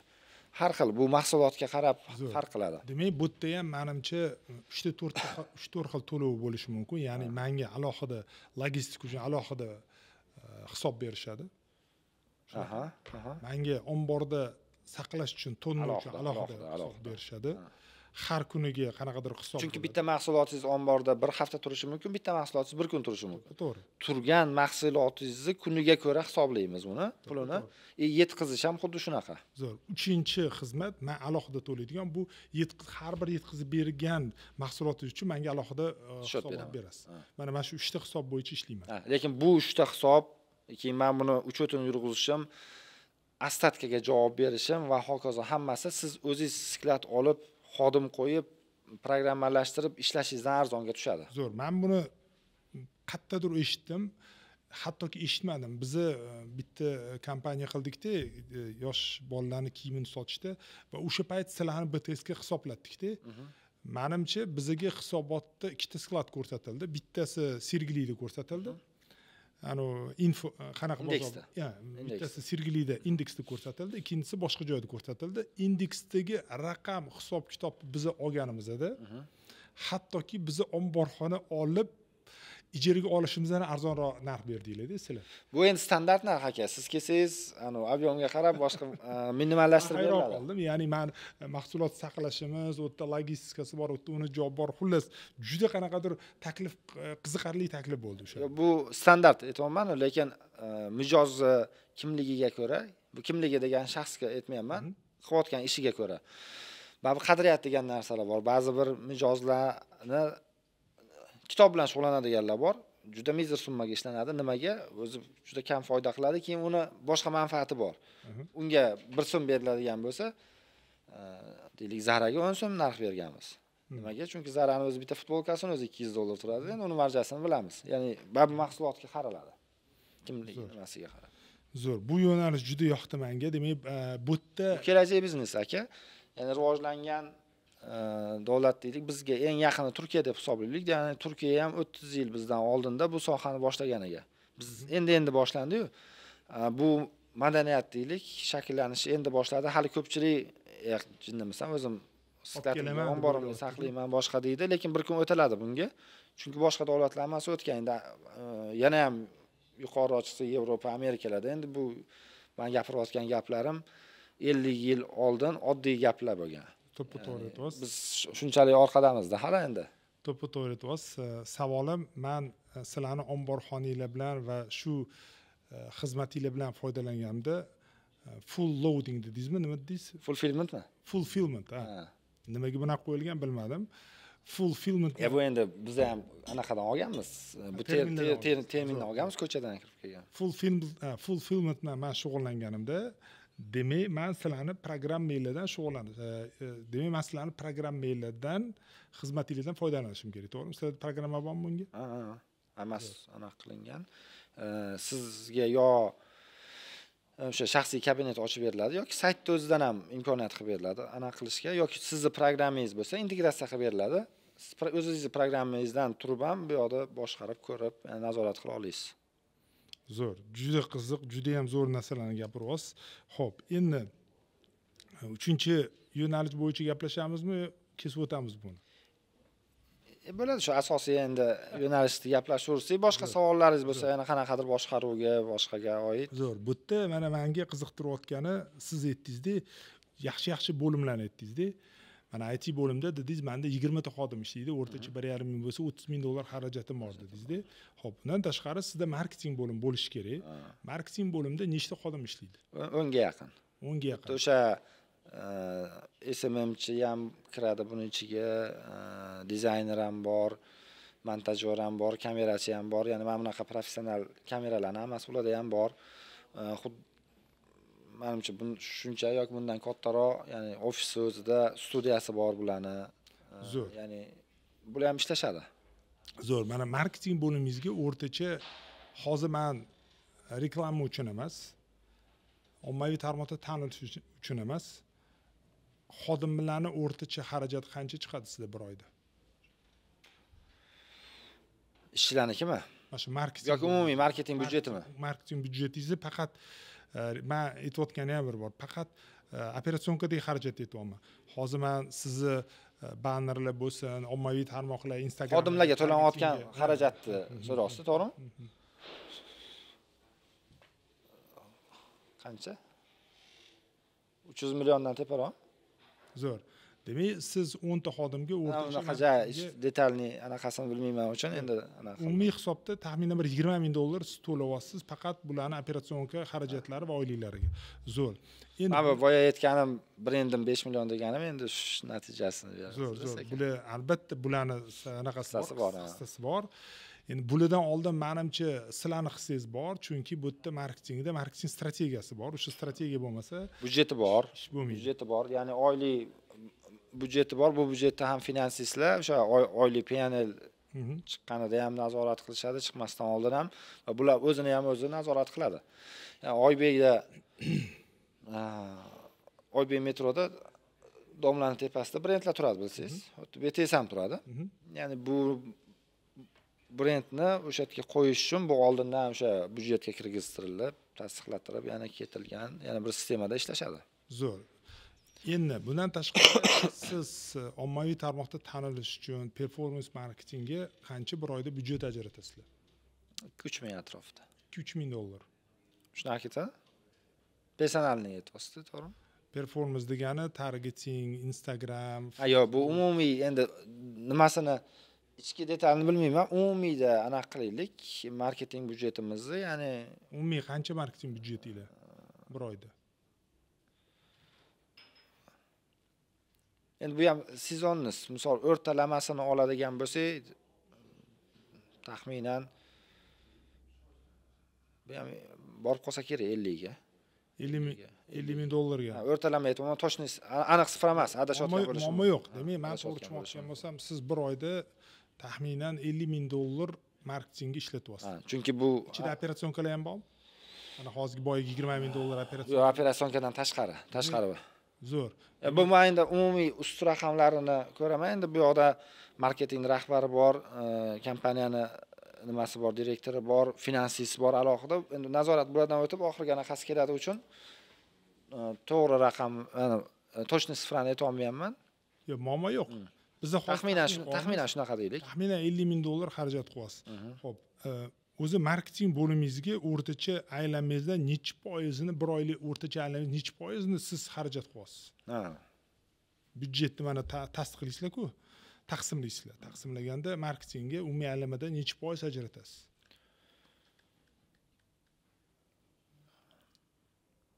3% ga yetmaydi.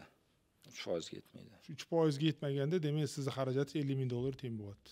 Shunaqa bo'lish kerak. Zo'r, baraka topinglar. Mana shunga qarab o'zingizlar hisoblab olasiz. Bildingiz, bu yoqdan aylantirib bu yoqqa olib bordi. Shu uchun endi anaqani byudjetni ham kamroq aytdim. Zo'r. Demak, byudjetni ham 2 ga ko'paytirib yuborasizlar. Bunda aylanib keldingiz, bildim shunga. Yo'q, men nima demoqchiman? Mana hozir marketingda katta kuch bor-da. Mana men marketingga investitsiyaga qaragandek qarayman-da. Mana menda ham marketing bo'limim bor, bo'lmasam investitsiya, IT men uchun investitsiya qaraladi. Marketing investitsiya, HR departamentim bor. 8 ta odam ishlaydi. Investitsiya. Menda o'z ofisda administrativnida ham 150 ga yaqin odam ishlaydi. Menimcha boshqa raqobatchi yoki kompaniyalarda 2 barobar ham kam bo'lishi mumkin. Bundan maqsad kelajak 10, 20, 30 yil o'ylanganligi uchun ba'zi bir bo'limlarni borligi, ba'zi bir yo'nalishlar juda kattalar. Misol uchun moliya bo'limi o'zida 15 ta odam ishlaydi. Ya'ni mendan keyingi bitta raqobatchimda 2 ta odam ishlaydi, bilaman. Lekin u ko'rayotgan raqam, u qilayotgan analiz, ya'ni uni qilgan planni bilaman. Menda nimaligini bilaman. Shu taraflari bor. Zo'r. Keling, mana strategiya to'g'risida gaplashaylik. Siz hozir aytyapsizki, men xodimlarni ko'paytirayotganim, marketingga investitsiyaga qarayotganim, men kelajakka ko'ryapman, menda strategiya bor deyapsiz-da. Bekordan bekor emas. Necha yillik strategiya bor BTSda bugungi kunda? Kami 10. Aniq raqamda qilingan strategiya bor. Raqamlari ham belgilab olingan, lekin bu baribir bilasiz strategiyani. Искажение bo'lishi mumkin. O'z kvartalni ko'rib chiqamiz. Har yil обновление bo'ladi. Ba'zi bir yo'nalishda balkim olib tashlanishi mumkin, ba'zi bir yana ham bir narsa qo'shilishi mumkin, ba'zi payt kutganimizdan ko'prog'i kelib qoladi. Misol uchun biz 50 ni reja qilsak 100 bo'lib qoladigan joylar bor. U o'zgartirish kerak ba'zi narsalarni. Ya'ni bozor Bekzodga qarang, yaxshi narsalar gapiryapsiz. Siz dunyoda tanilmoqchisizlar-da kompaniyalar. BTS strategiyasida qachon bu kompaniya 1 milliard dollarlik kompaniya bo'ladi? Nechinchi yilda? Aylanmasi. Men 5 yilda belgilab beruvdim. Qabul qilishmadi finansli bolalar. Endi komanda bilan ishlanadi-yu. Hazm qilisha olmadi. O'zi aslida men hozir ko'raman, bu realniy. Mumkinmi desam mumkin. Ya'ni menga mumkin emas. Menga aniq, meni fikrim, men bu narsa ishonaman, shu 1 milliard dollarlik aylanma bo'ladi, masshtablashtirib bo'ladi-da buni. Ya'ni o'ylab qilish mumkinligini men normal qabul qilaman. Endi buni komanda ham qabul qildirsam bir kun. Deylik CEO ham qabul qiladimi? Qiladi. Rivojlanish bo'yicha direktorim bor, qabul qiladimi? Qiladi. Misol operatsionni direktorim ham qabul qilsa, marketologim qabul qilsa, keyin bulardan singib uslovdan qo'rovulman buni qabul qilsa bir kun, keyin erishamiz aka. Endi harakat shunga. to'ppa-to'g'ri. Lekin strategiyada 5 yilda BTS kompaniya $1 milliard 10 yillikda turibdi. Men uni 5 yillikka tushiringlar deb hali tushirtira olmadim. Qachon IPOga chiqmoqchisizlar? Bir niyat bor edi, bir boshladik, lekin hozir to'xtatdik. Bu narsani pauzada turibdi, lekin moliyaviy ko'rsatkichlar, hisobotlar hammasi IPO talabiga ko'ra ichkarida yuritamiz. Zo'r. BTS o'zi general bo'la olmaydi. Ya'ni kimlardir katta bolalar bilan birlashish kerak yoki katta bolalarning oqimiga qo'shilish kerak-da. Mana Korzinka ham nima qildi? Korzinka ham qanaqadir kreditlar oldi, investorlar oldi. Men kechagina o'qidim, Korzinkada misol uchun Zafar akaning umuman foizi qolmagan, ulushi qolmagan. 100% o'tib ketgan ulushlari-da. O'qigan narsam shu bo'ldi, o'qigan narsam. O'shaning uchun aytmoqchimanki, kengayyapti, ya'ni qaysidir katta kompaniyalar sotib olgan, bu kengayyapti. O'sha boya aytganim, ya'ni boshqaruv paketi bizda qolish sharti bilan ya'ni ko'rib chiqishimiz mumkin deb boya aytganim ham turibdi. Hozir bu kungacha kichkina anaqalar bilan konsalting firmalar, konsultantlar, sohaning liderlari bilan ishlab kelingan. 2-3 loyihalar bor. Bu endi sekin-sekin o'xshashi boshqasiga qarab yurg'iztiriladi. Ya'ni yo'q emas hozirgi aytayotgan fikringiz, chunki biz hozirgi harakat bilan bitta qadam tashab ketayotgan bo'lishimiz mumkin.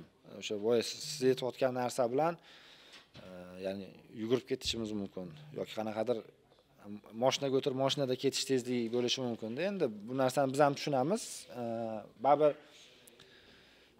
3-4 uchrashuv ham o'tdi shu paytgacha, oxirgi 2-3 yillikda. Baribir to'g'ri kelish kerak-da anaqalar. Qadriyatlar to'g'ri kelish kerak. Ular qo'yayotgan, ular xohlaydigan talab, misol uchun bizda o'ta qattiq qarayman. Xodim olayotganda ham, ichki muhitda ham, misol uchun sog'liqqa zarar beradigan hech narsani tashish mumkin emas bizda. Qadriyatga to'g'ri kelmaydigan, qadriyat ham demaylik, o'zbek madaniyatiga to'g'ri kelmaydigan narsalar tashish taqiqlanadi. Lekin ob'em juda katta narsalar. Shunga o'xshagan ba'zi bir talablar bor bizda ham. U to'g'ri kelish kerak. Kelayotgan o'sha siz aytayotganda qanaqa, misol uchun kredit bo'lmasligi kerakdir. Har xil bor endi nüanslar. Zo'r. Kengayish o'zi qaysi davlatlarga qarab ketyapmiz hozir? Yaqin orada 5 yilda yoki keling 5 yil emas, yaqin 2 yilda BTS qattiq ko'ramiz. Yaqin 2 yilda O'rta Osiyoda bo'lamiz, Xudo xolasa. YouTube bilan umumiy O'rta Osiyoda. Ya'ni hozir bu yilga Qozoq bilan Qirg'iziston edi, Qozog'iston bilan. Kim o'ta kuchli raqobatlar, kim kuchli deb bilyapsiz? Tahlil qilinglarmi bozorni? Qozog'istonda Kaspiy. Zammer degan logisti bor. Kaspiy endi %90-95 ularda, lekin ishlasa bo'ladimi? Bo'ladi. Bozor analizidan ko'rdik. O'sha boya O'zbekistonda bir kunda baralla etib qilyapmizmi uslugani? U yoqda yo'q. Boryapmiz, mana bu joy 7 kun, mana bu joy 5 kun. 3-4 ta korporatsiyalar bilan, assotsiatsiyalar bilan ko'rishdim. Har oy boramiz endi Qozog'ga tezlashtirishimiz uchun. Sen 3 kun degan Qozog'iston bo'yicha 3 kunda hamma joyga yetkazaman deb usluga ochgan butun bozor senga keladi degan pozitsiyada turibdi ular ham. Misol uchun usluganing sifati pastroq. Bozor to'lamiz, to'la raqobatchilar bilan, lekin xizmat taklif bilan, ya'ni xizmat sifatli taklif bilan bozorga kirib borish mumkin. Buni ko'rdik. Qozog'iston bo'yicha shu. Biz Qozog'iston ichida lider bo'lish anaqasidamiz.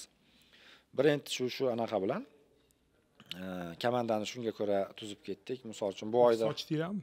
Almatadan boshladik. Sklad ofisi, sistemani qurishi, o'sha Astana, Chimkent plan bo'yicha hammasi yo'lga qo'yilgan. Keyingi misol uchun rejamiz Qirg'iziston, juda katta tezlikda o'sib ketayotgan davlat, bilasiz. Agar menimcha shu tezlikda ketsa, keyingi 5 yillikda juda yaxshi natijalarga chiqadi. Qirg'iziston ham hozirgi siyosati bilan Qirg'iziston turibdi. Tojikiston bor, Tojikistonda monopoliya. Ochiqchasiga aniq qilish kerak. Asr pochta degan pochta bor, undan boshqasiga litsenziya berilmaydi. Balkim u orqali ishlanishi mumkindir. Turkmaniston bor, Turkmaniston bo'yicha o'rganib chiqqanmiz, qilish mumkin, lekin kichkina bozor. Zo'r. Lekin ana bor uchun qilish mumkindir. Lekin faqat bu ochilishi, kengayishiga ham emas, baribir iqtisodiy tarafiga ham qaraladi.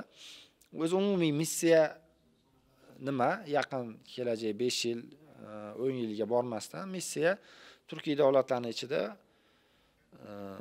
Turkiya xalqlarga sifatli xizmat ko'rsatadigan brendga aylanish. Birinchi navbatda shuni mo'ljalga olib ketganmiz. Ya'ni misol uchun keyingi Ozarbayjon va hokazo davlatlarni mo'ljallaganmiz. Zo'r. Begzod aka, mana siz HR bo'limi to'g'risida gapirdingiz. HRda dedingiz, menda 15 ta xodim ishlaydi. Yo'q, HRda 8 ta. 8 ta xodim ishlaydi. Buning ichida HR kadr bo'limi, akademiya, rekruting hammasi. Mana shu HR bo'limi, HR bugungi kundagi to'g'ri ishlashi juda og'ir tadbirkorlarda. HR o'zi mas'uliyati juda ham kattada. KPI ga ham aralashadi, ular Operatsionga ham aralashadi. O'qitishga, adaptatsiyaga, ularni doim motivatsiyasiga va hokazo. Mana shu tizimni protsess o'zi hamma joyga aralashishi kerak. Zo'r. Kim qurib berdi bu tizimni sizga? Buni 2020-yilda anaqa bilan, PCG bilan, Dildora Tursunova bilan birinchi etapini boshlaganmiz. 1 oy ishlaganmiz. Nimaligi, qanaqaligini endi jamoaga singdirish uchun keyingi anaqasini harakatlarini o'zimiz qilganmiz.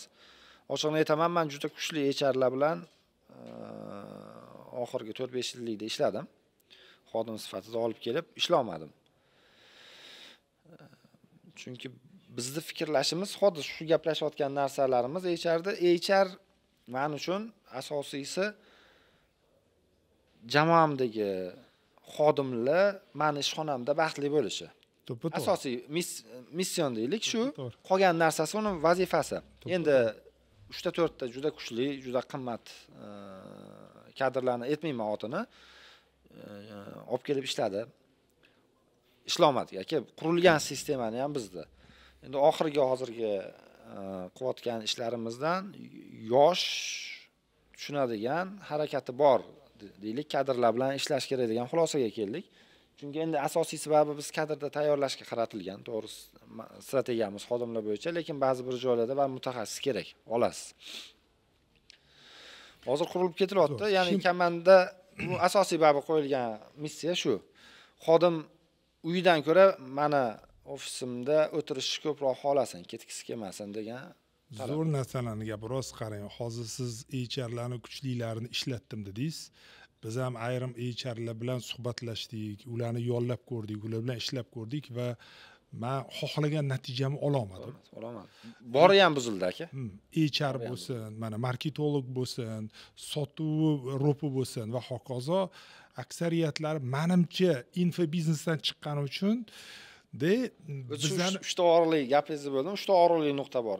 HR, marketing, rop, o'sha sotuv, shu 3 ta kadr o'zi muammo. Bozorda hammada. Ko'chadan olib kelasiz, ishlamaydi, keyin o'zingiz qurishga majbur bo'lasiz. Xuddi sizdagi men ham kuchli kadrlarni olib keldimda, qarasam, men ularni orqasida kotiba bo'lib yuribman-da. Kotiba deganda nima? O'y, men uni qildimmi? Meni nima unaqa emas, bu nima bunaqa emas. Meni tizimimni bitta marketolog olib keldimda, kuchli marketolog Rossiyada o'qib kelgan. 1 oy kazdef qildi. 1 oy mana shu kazdef qilib, ana qilib, otmaydi svot analizlik qilib, mana shu pauchina qilib tashladi. Men pulini ham berdim. Lekin 1 oy ishladida hech narsa ishlamadi.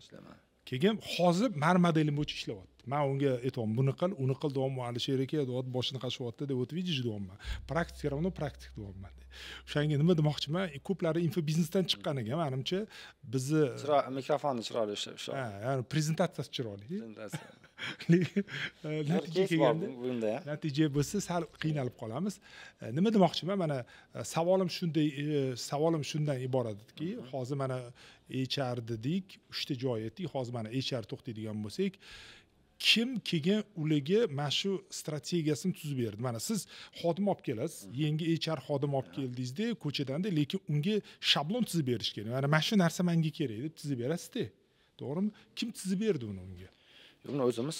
Asosan o'zim. Zo'r. Demak, siz men xohlayman, ana dardi bor endi ichimizda. Xohlaydigan narsangiz bor, buni aytibman. Bu amalga oshirish uchun nima qilish kerak bo'lsa, bu sani ishing. Yozib kelyapti, umumiy plan tuzilyapti. yaxshi ish boshlandi 20-21da, orada aytibman 3-4 ta yaxshi mutaxassis olib keldik. Yo, unaqa emas, men zo'r qilaman degan. Keyin menda keyin yana bitta anaqa bor. Men aralashurmayman operatsion ishiga. Misol uchun HR bilan bitta narsani kelishdikmi? Vaqtga boshqa narsa bo'ldi.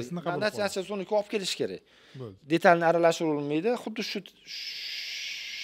bu odatim yomonligi ham xizmat qildi deylik. Ya'ni bularga ish berilyapti, kelishilyapti deb bajarilmasdan surilib oxiri bor sistema ham singan joylari bo'lgan. Mayli, asosiy bir strategiya o'zimizdan chiqadi. To'g'ri, sistema ham sinadi, ularga oylik yetkazisiz, vaqt ketdingiz, kompaniyani qancha zarar ko'rayotganini baribir ular his qila olmaydi. Qilmaydi. Ko'pchilik his qila olmaydi. Balkim bordir orasida kuchlilari, haqiqatan yaxshilar. Balkim bizga uchramagandir. Balkim. Bo'lishi mumkin. Zo'r. HRda demak, o'quv tizimini kim tuzdi? Bu ham o'sha nima bilan, PSH bilan ish boshlangan bo'lsa, undan keyin yana ikkita konsultant olib ishlandi. Ruskiy mentalitetdan. Zo'r g'oyalar berdi va har bitta yo'nalish bo'yicha tuzilgan paytda yo'nalishchi rahbari bilan birgalikda javobgarlik unga qoldirgan holda, ya'ni tuzdirganmiz. Zo'r, o'quv tizimini nimada olib borasizlar? Qaysi plashatkada? HR Puls degan programma yozganmiz o'zimiz. O'zimiz. Bu yerda o'sha akademiya, recruiting, HR sistemasi to'liq yurg'iziladi. Zo'r. Demak, men sizlarga ertaga ishga keladigan bo'lsam, oldin rekrutingdan o'taman. Sizlarda voronka qilinganmi? Avtomatlashganmi voronka? Ya'ni men botdan o'taman, botda rezyume qoldiraman, keyin sizlar meni uchrashuvga taklif qilasizlar, keyin meni suhbat qilasizlar. Suhbatdan o'tsam, keyin men adaptatsiya tizim bo'yicha o'tda уже darsliklar bor, darsliklar ko'raman, testlar o'taman, shunaqami? Xodimda shunaqa. Har xilda endi liniy, turklarda oq yoqa, ko'k yoqa deydi-ku. Liniyada shunaqa. Keladi, suhbatdan o'tgandan keyin yo'nalish rahbari suhbatlashadi, rekrutdan o'tgandan keyin. Keyin adaptatsiyaga o'tadi. Birinchi navbatda o'sha umumiy bilish kerak bo'lgan missiyamiz bor, qadriyatlar, tartib intizom va hokazo. Undan keyin kasbiyda o'tadi. Keyin umumiy o'sha testlari va hokazodan keyin nimasi bilan yo'nalishning rahbaridan o'tgandan keyin sertifikat chiqadi. Sertifikatdan keyin unga anaqa biriktiriladi, ustoz biriktiriladi. Zo'r. Ish joyida. Men ertaga sertifikat olgandan keyin men kelajagimni ko'ra olamanmi? Kimgacha o'sa olishimni ko'ra olamanmi? Direktor ham bo'la olishingiz mumkin, farqi yo'q uni. Chegarasi yo'q hech qanday. Zo'r. Uni bo'lishi mumkinligini siz bilasiz. O'zi menga tizib yo'q, u narsa ishlab chiqilgan va hamma biladi. Zo'r. Nimamiz bor? Har bitta xodimni o'sish zinasi bor. O'sishini umumiy har bitta xodim o'zi shaxsiy o'sish nimasi belgilangan. Deadline'lari va talablari. Buni qilish shart. Deylik, bitta xodimga biz qilishimiz kerak bo'lgan hamma ishni qilib berdik, o'qiydigan joyda o'qidi, lekin yil oxiriga o'zgarmadi. Bo'ldi, u xodim. Biz u bilan keyingi etapni ko'ra olmaymiz va boshqa ichidan yaxshilar tanlab olinaveradi. Ya'ni bu hammaniki bor. Va bu narsa majburiy. Zo'r. Qarindosh urug'li bosib ketmaganmi kompaniyani? Qarindosh urug' bor, lekin tartib bir xil.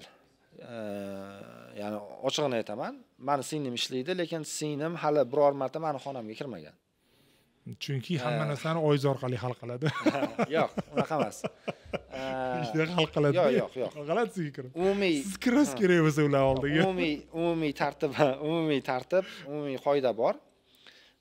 Buni ertaga ishga borsangiz bilasiz yoki ishlaydiganlar ham biladi. Buni men 1,5 mingta ishchim bor, yolg'on gapirib o'zimni yaxshilashdan hech qanaqa to'g'ri yo'q. Qarang, bu yerda men umumiy aytolmayman hozir. Zo'r aytyapsiz, hozir mana gapirdingiz, borganda ko'rasiz deb, men boraman, kameraga mana yozamiz. Chunki menga hozir qiziq bo'lyapti, BTSda 1,5 mingta xodim, ofisda 150 ta odam, qanaqa tizimlashgan, menga juda qiziq bo'lyapti bu narsalar, proseslar. Agar sir bo'lmasa, ko'rsatiladigan joyda ko'rsatib beramiz. Sir narsalar hammasi programmaning ichida baribir ko'rsatilmaydi. Bo'ldi. Anaqalar umumiy tartib, qoida, intizom va subordinatsiya bor, ishlaydigan va o'sha tartibda ishlaydi. Shaxsiy masalasi bilan to'g'risi o'z ishim bilan ko'rishmayman. Lekin ora-orada qaysidir xodimlarni chaqirib turib suhbatlashiladi, ish bo'yicha emas. Kimsa nima, qanaqa o'sayapsanmi yo'qmi, bu juda katta motivatsiya beradi. Bundan tashqari, bularni o'zi har xil HRda o'sha motivatsion bir narsalar bor. Ya'ni nimadir talablarni belgilaydi, talablarni eng yaxshi bajargan bilan zavtrak bor uchun va hokazo narsalarni ham tashkillashtirganmiz. Bu endi HRda ishlardan yana bittasi. Lekin ya'ni umumiy talab 100% hammaga ishlaydi. Va yana bitta talabdan bittasi bu qarindosh bo'lmasa, o'sha lavozimdagi vazifani qila olsa ishlaydi, qila olmasa ishlamaydi. Xo'p, Bu narsa shu qarindosh urug'larni ham hammasi biladi, xarakterimni, boshqasini. Men juda bu qarindosh urug'lar bilan har kun bordi keldi boshqa qilmayman, qila olmayman, vaqtim ham yo'q. Anaqa drujba bor. 100% ishlataman.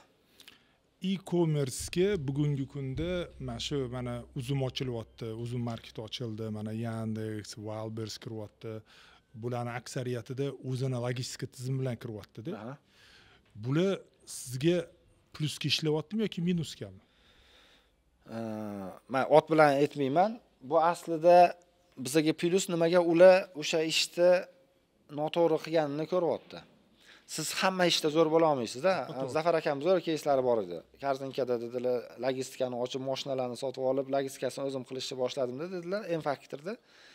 Keyin bildim, yo'q, bu meni ishim emas ekan dedilar. U yoqqa tortgan, u yoqlagan bir narsa, keyin yopib yana ko'chaga berib yubordim dedilar. Bu to'g'ri. Ularning ishi, xuddi shunaqa.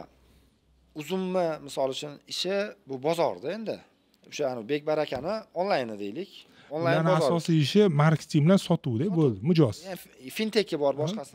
Dastavka uni ularning ishi emas. Ya'ni dastavkasi men endi ichki raqamini bilmayman. Meni taxminim hali ham foydaga chiqmadi. Chiqa olmaydi ham aka. Hamma ishni bitta joyda qila olmaysiz. Nimaga Rossiyada qilyapti-yu? Necha foizi o'zida? Ularda mana Turkiyada ham mana Hepsi burada bor, marketplace. Hepsi Jet bor, o'zini dastavkasi. Lekin Hepsi Jet 20% dan oshmagan qismini dastavka qiladi. Hop, qolganini kim qiladi? Qolganini boshqa logistlar qiladi. Yurt ichki kargo, araz kargo va hokazo bular oladi. Ya'ni bularning hammasi bilan bizda yig'ilishimiz bor, borganda ko'rishaman. Hammasi bilan munosabatimiz yaxshi. Nimaga? Bu 20% eng yaxshi, foyda zararga kirmaydigan, yaxshisini o'zi qiladi, qolgan joyini beradi, berishga majbur. Endi Uzum 300 ta filial ochdi, deylik. Yoki Yandex 300 ta filial uslov. Hozir nechta filial ochgan? Sizlar raqamda ko'rib borasizlar? Oxirgi 5-6 oylikda anchasini yopishdi qaytib. Kim? Biz Uzum. Ya'ni anaqa nuqtasinimi, ya'ni yetkazib berish punktlarni. Chunki nimaga bu punktlari o'zini tovarini topshirishga mo'ljallangan. O'sha hududda savdo bo'lmasa bu punkt ishlamaydi. Meni plyusim nima? Men hamma bilan ishlayman. Sizda u punktda ishingiz bo'lmasa, buniki bor, buniki bo'lmasa, buniki bor. Bu to'g'ri. Hozir Azon, Wildberries hammasi filialga yopishdi. Oxirgi bir oydagi hammasi bilan streshamni mazmuni Azon aytibdi. Davay meni filiallarimni o'zingning filialing qilganda ishlatgan. Tovarlaring, klientlaring shu joydan yetkazadigan bo'lsa, bersin, menga qanaqadir bonus ber, men bu joyda yopishim kerak. Men aytayapman, sen filialingni yopganda men ochaman. Meni filialimdan ishlat. Uni brendi bo'lishini xohlayapti-da-yu. Ha, endi, ha. Meni tegimda bo'lgan deyapti, meni nomim bo'lsin deyapti. Meni strategiyamda unaqa narsa yo'q. Men xohlasang meni filialimni o'zimniki deb ko'rsatganda, men ko'chada mayli kichkina brendingni qo'yib qo'y, ya'ni zinachogingni ishlatgan, ha. Bu bo'yicha hozir o'sha Uzum bilan ham Azon, Wildberries bilan ham suhbatlarimiz ketyapti. Misol uchun Uzum O'zbekiston pochtasi bilan ishlaydi. O'zbekiston pochtasining adashmasam 500 ta filialini olgan. Muammo nimada? Yashayotgan muammosi O'zbekiston pochtasining filiali xohlasa o'nda ochadi. Chunki qarra kampir xolalar ishlaydi. Xohlasa 12 da ochadi. Xohlasa qaysidir kun ochmayapti. Men bilaman endi bozorda. Ochmayapti. Lekin Uzum klientiga ertaga mana bu filialdan olasan degan. Bu ola olmayapti. Bitta minusi. Keyingisi texnologiya. Uzumda ham bilasiz hammasi. To'g'ri. Bu texnologiyani ishlata olmayapti bu ishchilar. Endi bu ishchini yaxshisiga O'zbekiston pochtasi almashtira olmaydi. Nimaga? Chunki bu xola 500 ming so'mga ishlaydi-da. Mani ishchim 4 million oylik oladi. Yo'q, qanaqa bo'lib bo'lmasam Uzum kompaniya biladi-ku bu narsani. O'tdagi marketologlar, o'tdagi finansistlar, misol uchun mana shu O'zbek pochtasi bilan ishlagandan keyin ularda baribir tizim sal orqaroq bo'lishini, xususiy bo'lmaganiga sal vaziyat bordi. Mana o'zi zararda, dastavka turibdi. Zarardan chiqa olmayapti. Misol uchun menga keldi, men filialimdan topshirishing uslovni 10 ming so'm deyapman. 10 ming so'm bersang, meni filialimga yetkazasan deyapman. Meni operatorim kelgan klientingga kiyintirib chiqazib yuboradi. 10 ming so'm uni ko'tarmaydi. O'zbekiston pochtasiga boryapti-da, u 3 ming so'mga qilaman deyapti. 3 ming so'm ko'taradi. Bu moliyaviy taraf rol o'ynaydi. Oxirgi 5-6 oylikda Uzum ham ancha zararli tochkalarni yopishni boshladi. Mana nechta tochkasi bor? Bu juda ham qiziq ma'lumot. Uzumda nechta tochka bordi, nechtasi yopildi? Yopilgandan keyingi sonini bilmayman, lekin nechta ochgan edi? 300 tadan oshiq edi. Toshkentdanmi yo O'zbekistondan? O'zbekistonda. 300 tadan ko'p Uzum tochkasi bor edi, to'g'rimi? Undan ham balkim oshib ketgandir. To'g'ridan to'g'ri yopdi degani nima qilgani? Teklik bilan yopvordi. Zo'r. U 300 tochka o'zi uniki emas-edi, aslida ko'pincha u ham franshiza berardi, to'g'rimi? Endi franshiza savdo qilmagandan keyin u pul tikkan odam ham prosta takka turavermaydi-ku. Yopadi, ha. Zo'r. Undan keyin mana Uzumdan keyin Walbers ochdi, Azon ochdi, to'g'rimi? Ular ham franshiza. Savdo yo'q, hozir Azon Uzumda savdo Azon Walbersdan nechidir baravar kattaroq-ku. Bu qila olmayapti. Endi Azon bilan Walbers umuman qila olmaydi. Ya'ni savdoni yo'qligi hisobiga. Zo'r. O'sha taxmin bormi bugungi kunda raqamlarda qidirsa toparmiz. Bugungi kunda Uzumda bir oy savdosi qancha bo'lyapti? Hozir menda yo'q, lekin topsa bo'ladigan ma'lumot, ya'ni ochiq ma'lumot ular. Zo'r. Lekin kichkina emas. Uzum juda katta hozir Uzum number 1 hozir savdo bo'yicha. Ha. Zo'r. Endi logistikasini hozir bularning uchalasini kim qilib beryapti? Ya'ni biz qilayotgan joyimiz ham bor. Asosiy chasini o'zi qilyapti, lekin o'zini chasi babi qisqaradi. Bu butun dunyoda ham shunaqa. Qilmasa ham bo'lmaydi. Chunki men bilaman, bitta filialni ochib ushlab turishni, rasxodini, boshqasini boya aytayotganingizdek, oyiga o'sha 30-40 million so'm xarajat turgan joyda savdo bo'lmasa, qayoqdan bo'ladi bu narsa? Xuddi shu anaqa mantiq bilan ularning ham filiali shunaqa. Ularning filiali bizdan ko'ra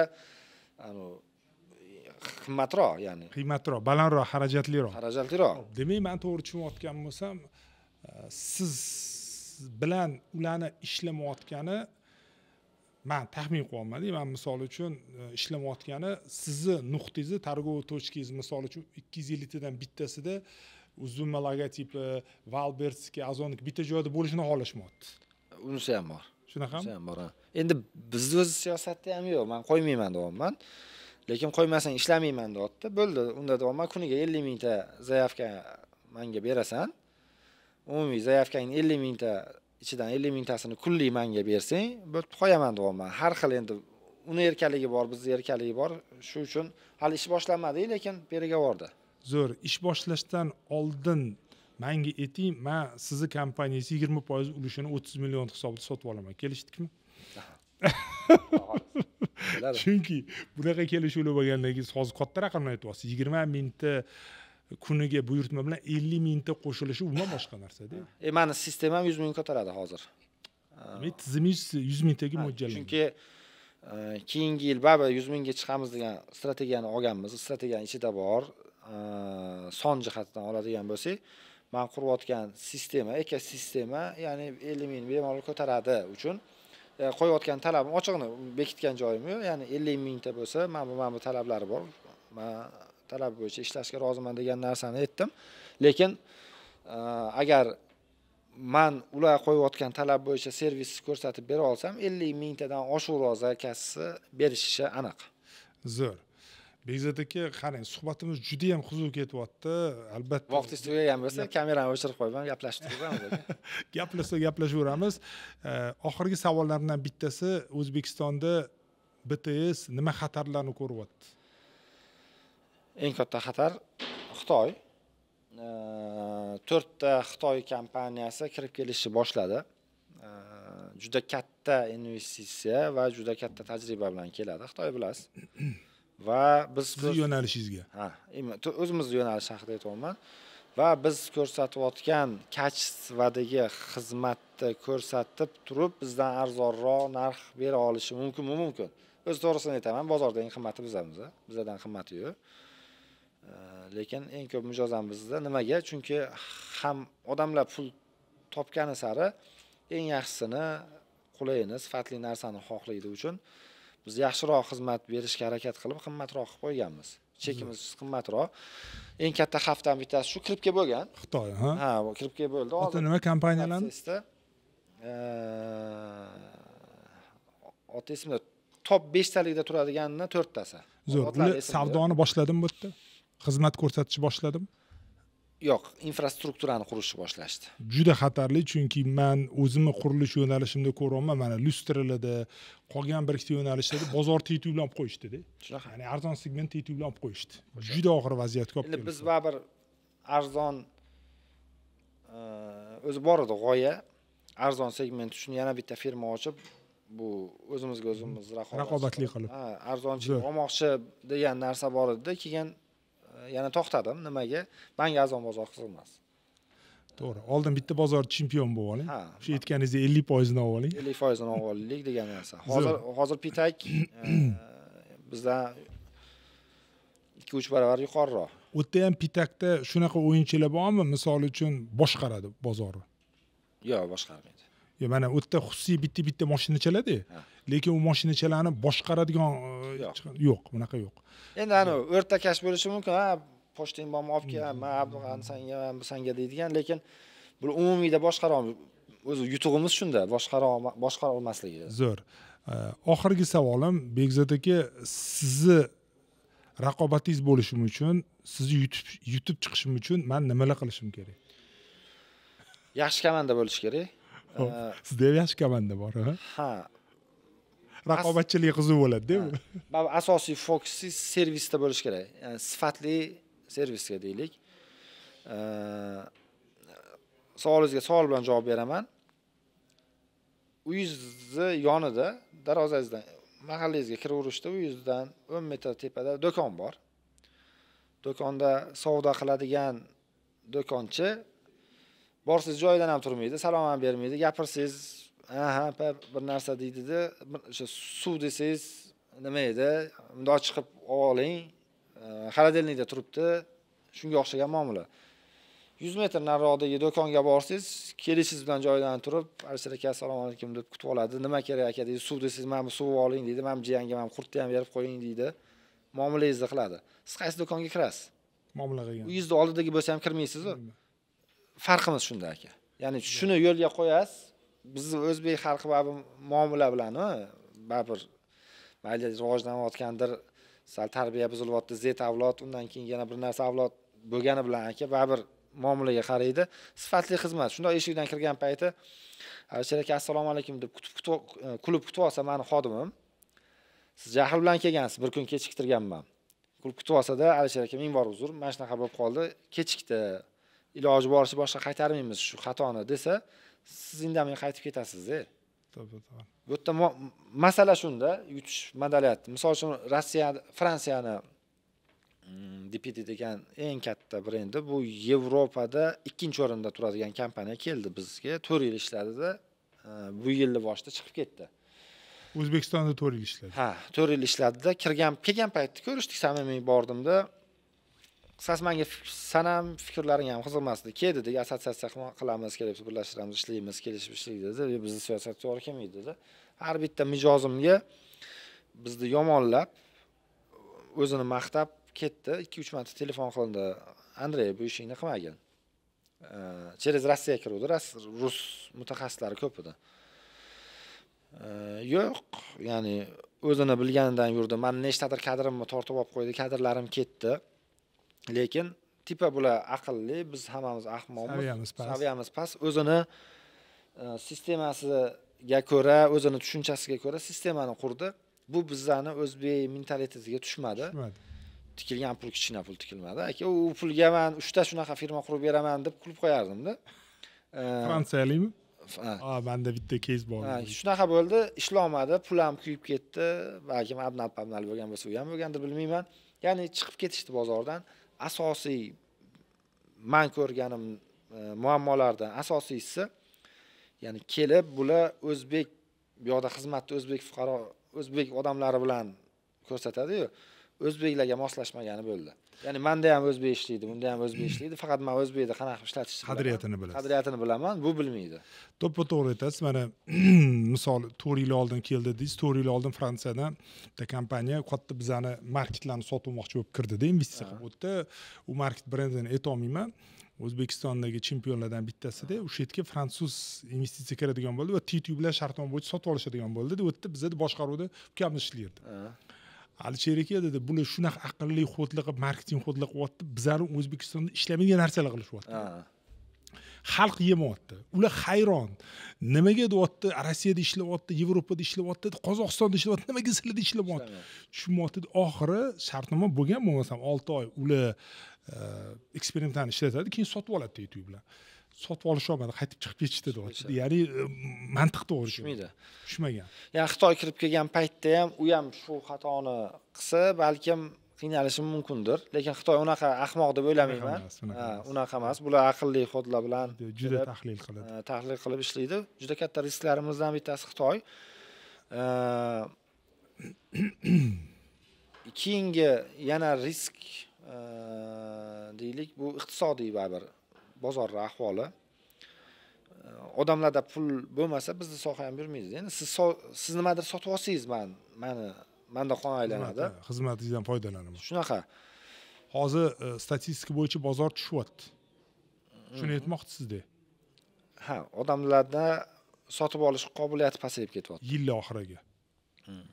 Qancha yil oxirida emas, umumiyda. Mana shu yilni boshlanishidan siz aytyapsiz, ya'ni kamayib ketyapti oydan oyga. Yo'q, bizda ish kamaymayapti, lekin umumiyda bozorning o'zi tovar aylanishi, odamlarni sotib olishi, bu narsa kam. E-commerce'dagi, onlayn bozordagi holatni aytyapsiz. Shu narsa pasayib ketib qolmasa, yaxshi. Pasayib ketishi risk bu. Bu narsa ham baribir har xil narsa bog'liq. Qaysidir joyda bitta shu urush boshlanishi, odamlarda vahima bo'lmasa, xotirjam bo'lsa, savdo yaxshi aylanadi-da, misol uchun. Hech qanaqa vahima emas, tinchlik bo'lsa, cho'nchagingizdagi bor pulni ishlata olasiz. Nimadir vahima boshlansa, o'sha Covid va hokazo shunga o'xshagan har qanaqa bo'lgandan keyin siz ekonom qilishni boshlaysiz, pulingizni to'xta, mana bu bir narsa bo'lib qolishi mumkin. Mana shu narsalar juda katta, ya'ni ta'siri bor bu sohaga. Zo'r. Yana bitta savol kelib qoldi. BTSga eng qimmat tushgan dars, logistika bo'yicha mijoz bilan bo'lsin, eng qimmat tushgan. Misol uchun Yevropolda menda shunaqa bo'lgan, $40,000 parket olib kelib berganman mijozga va bizni ustalar noto'g'ri installyatsiya qilib qo'ygan. Va o'sha yerda biz majbur bo'lganmiz mijozga aytishga, "Aka bo'ldi, tushunarli, biz boshidan buni yangi olib kelib beramiz" deyishga majbur bo'lgan. Chunki brendimizning qiymati bor, 20 salkam 20 yillik tariximiz bor, obro'miz bor. O'shanga bu narsa qadamlar qo'yishga majbur bo'lamiz-da. Bizda bunaqa juda katta anaqa bo'lmagan. To'g'ri, men bir qaysidir proyektni boshlaganmiz, o'xshagan yurib ketgan. Qaysidir proyektimiz o'xshamay qolgan, unga tikilgan pul kuyilgan bo'lishi mumkin, lekin tajriba deb hisoblaymiz biz. Qilib ko'rmasak bilmasdik. Mijozga nisbatan yo'qotish bo'lganmi? Ha, yo'qotish. Misol uchun ichkaridan 2-3 marta chiqib o'zi bu yo'nalishni ochib, ya'ni baza bilan chiqib ketadi. Endi top-topdagi xodimlar baza bilan chiqib, ya'ni o'zi ochib mijozlarimizga chiqib, qaysidir mijozlarimizni olgan holatlar bo'ldi. Men ochiq e'tibor bermayman bunaqa narsalarga. Tamom, bilganini qilsin deyman. To'g'ri niyatda boshlagan bo'lsa ishladi, bo'lmasam men qo'rqmayman. O'sha bitta voyaga narsam. Men sifatli xizmatni ko'rsating. Xohlasa ishlasin, xohlamasa ishlamasin. Ya'ni rizqimizda yozilgan bo'lsa olamiz, bo'lmasam yo'q. Bu bo'ldi, keyin xodimlarni o'zi bilan, ya'ni tizimlashgungacha baribir bitta qo'lda boshqariladi-yu hamma ish. O'sha 20-yillardan keyin o'sha strukturalar qilib, hamma narsa ish o'z-o'ziga joylashtirib, boshqa qilib boshlaganmiz. 21larda tugatganman bu tizimlashtirishni. Undan oldingi holatda baribir shaxsga bog'liq bo'lgan paytda juda ko'p xodimlar bilan muammo chiqqan. Unaqa juda katta summa emas, u ham katta emas deganingiz ham 10 ming, 20 ming atrofida 2-3 ta xodimlar bo'lgan. Biz pul bilan ishlaymiz. E-commerce bo'lgandan keyin misol dastavka qilasizda, tovarni pulini olib kelasiz. Ayniqsa sezon deyman, misol uchun yozda basseynchilar ushadi, bilsangiz. To'xtamay basseyn dastavka qilamiz. Bu basseyn har bittasi palon pul. Ya'ni 5 millionligi ham bor, 20 millionlik basseynlar bor. Shuna chiqib, misol uchun 2 kunlik basseynini uslovna dastavkasini puli 20 ming, 30 ming yig'ib chiqib ketgan bo'lgan mana shunaqa holatlar bor. Bu o'sha sistemadan, tizimdan, mana faqat tizim, programma, hamma narsani programma nazorat qilish kerak, odam kerak emas degan g'oyani faqat tashlayman o'rtaga. Bugun ham ko'p gapirdim bu haqida. Tizim bugun qanaqa ishlaydi? Bugun kuningizni yopmasangiz, ertaga kuningiz ochilmaydi. Zo'r. Ya'ni bugun hamma qarzingizni, hisob-kitobingizni 0 qilmasangiz, ertaga login parolingiz ishlamaydi sizda. Qarzingni yop deydi. Qo'yil. Sizda demak ERP tizim T-tubidan qo'yilgan. Sizda CRM bor, ya'ni call center bor. Sizda logistika tizimi alohida bor. Bir-biriga IP orqali ulangan. Sizda moliya bor, tizim moliya ham ulangan. Moliyada faqat Excel'da joylarimiz ham bor. Oxirgi ham PNL, CapExlarni ba'zi joylarini hali ham Excel'da ishlaymiz. Chunki to'liq biz xohlayotgan yechimni qilib berayotgan programma yo'q. Ya'ni finans chastimiz hali to'liq, o'zimiz yozyapmiz ERPni, hali to'liq tugamagan. Shuning uchun ba'zi Excel joylari bor moliyada faqat. Boshqa joylarimiz. Yana nima sizlarda programmalar borki, IP orqali ulangan. Mana CRM HR T2 bilan ulanganmi? Ulangan. Zo'r. Ya'ni xodim ishga olinadi-yu. Ishga olingan payt sertifikat beradi, bu yoqdan dostуп ochiladi, danilari kiradi, to'g'rimi? Bu shu HRda ham hamma joyda bitta sistema bilan ketadi. HR tizimi, CRM, sklad, o'sha kuryerskiy bor, dastavkaniki. Kuryerskiy, logistika. O'sha pochtani nazorat qilgan, ekspress pochta uchun umumiy hammasi bir-biriga aniq qilingan. Ulangan, integratsiya qilingan. Bitta dashbordda chiqadi. Qo'yil. Zo'r, baraka topinglar, sohada. Bu o'sha juda katta, buni narxi juda qimmatga tushgan bizga. Ya'ni aytini narxini aytayapman. Buni sotib olsang 10 barobar arzonga tusharmidi desangiz, tushishi mumkin edi, lekin men xohlagan kayfni bermasdi u. Men tushunaman, men sizni juda ham yaxshi tushunib turibman, chunki meni o'zimda hozir 2-3 tizimni bir-biriga integratsiya qilib qiynalib ketyapman. Chunki bizda ham omborxona bor, bizda ham do'konlar bor, bizda ham distributsiya bor, bizda ham logistika bor, bizda ham CRM bor. Mana shu hammasini bir-biriga IP orqali ulaganida qiynalib qolaman. Juda qiyin bo'ladi. Bunisiga to'g'ri kelmaydi. O'rtada widgetlar sotib olamiz, xullas xarajatlar xo'p. O'shanda ham men ko'nglimda emas. O'shanga men sizni juda ham yaxshi tushunib turibman. Baraka toping, zo'r ish qilayotgan ekansiz. Kelajakka o'ylab, bu juda kuchli investitsiya. O'shanga men aytayapman-da, katta shartnoma tuzganingizda buni taqillatib qo'ysangiz, biz ham xudo xolasa qo'shilishga xursand bo'lamiz. Ya'ni e'lonlar yillarda IPOga chiqadigan bo'lsanglar, undan oldin qanaqadir holatlarda ulushga ega bo'lish bu juda ham menimcha kelajagi bor biznes deb bilaman. Baraka toping. Bekzodjon, endi oxirgi sizga beradigan narsamiz, mana agar bizani ko'rayotgan YouTube'da ertaga chiqqandan keyin mana shu podkastimizni ko'radigan insonlar yaxshi savol beradiganlar bo'ladi orasida. Shularga Bekzod akamiz nima hadya qila olamiz? Nima hadya qilamiz? Nima qilib bersak yaxshi. Muammo yo'q.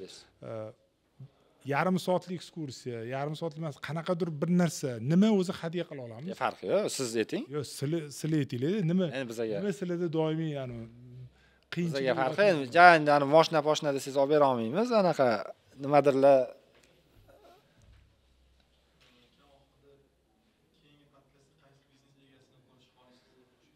Zo'r. Aytsanglar, o'shani aytib yuboraman, nima? Bilmayman, dastavkaga limit berish kerak bo'lsa, limit berish kerakdir. Qanaqadir voucher bo'lsa, voucherdir. Ko'rish kerak bo'lsa, ko'rishdir. Zo'r. Mana qilaylik. Bizga yaxshi tadbirkorlar kerak-ku. Bizani yaxshi tadbirkorlar ko'radi-da. Uchrashuv bo'lsa, uchrashuv, ya'ni vaqt ajrata olamiz, to'g'rimi? Juda endi ularni grafikiga qarab qila olmaymiz, ochiqni anaqasi, lekin qilib beramiz. Zo'r. Mana kim yaxshi kommentariyada yaxshi savol qoldirsa, 3 ta tadbirkorga BTSdan maxsus taklif bo'ladi. U taklif ham qanaqa bo'ladi? Sizlarning shartnomalar asosida 10 million, 100 millionlik оборотdagi buyurtmani beradigan bo'lsanglar, hech kimga bermagan chegirmalar qilib beradi. Albatta. Muammo yo'q. Chunki bizga kuchli tadbirkorlar bizani ko'radi degan umiddamiz. o'shanga. Va undan tashqari oxirgi narsam bo'ladiki, keyingi bizani podkastda keyingi bizani podkastda va undan tashqari sizlarga yana bitta murojaatimiz bo'ladi. Kommentariyada yozib qoldiringlar. Keyingi podkastda qaysi tadbirkor bilan suhbatimizni ko'rmoqchisizlar, eshitmoqchisizlar. Biz albatta sizlarning fikringiz bizga muhim. Biz e'tibor beramiz, o'qiymiz va shunga qarab harakat qilamiz. Bekzod aka, kelganingizga kattakon rahmat. Sizlarga ham kattakon rahmat. Xudo xolasa 3 yildan keyin 1 milliardlik kompaniya bo'ladi degan umiddamiz. Inshaalloh. Ishonamiz. O'zbekistondan ham mana shunaqa kuchli kompaniyalar yarim mana shu yaqin oralida chiqadi degan umiddamiz. Hali ham kuchlilar. Endi milliard dollarlik kompaniya bo'lishlarini tez orada kutib qolamiz. Ya bu maqsadlardan bittasi ham o'zi nimadir qo'yib harakat qilib unga chiqishingiz kerak edi. Keyin yana nimadir qo'yishingiz kerak-ku. Bu milliardga chiqish kerak endi. Baribir qolgan kichkina maqsadlar uni bo'lib ketaveradigan narsa. U jarayonda bo'lib ketadi. Jarayonda bo'lib ketadigan narsa. Baraka topinglar. Kattakon rahmat Bekzod aka. Kattakon rahmat Alisher aka. Sog' bo'ling. Rahmat.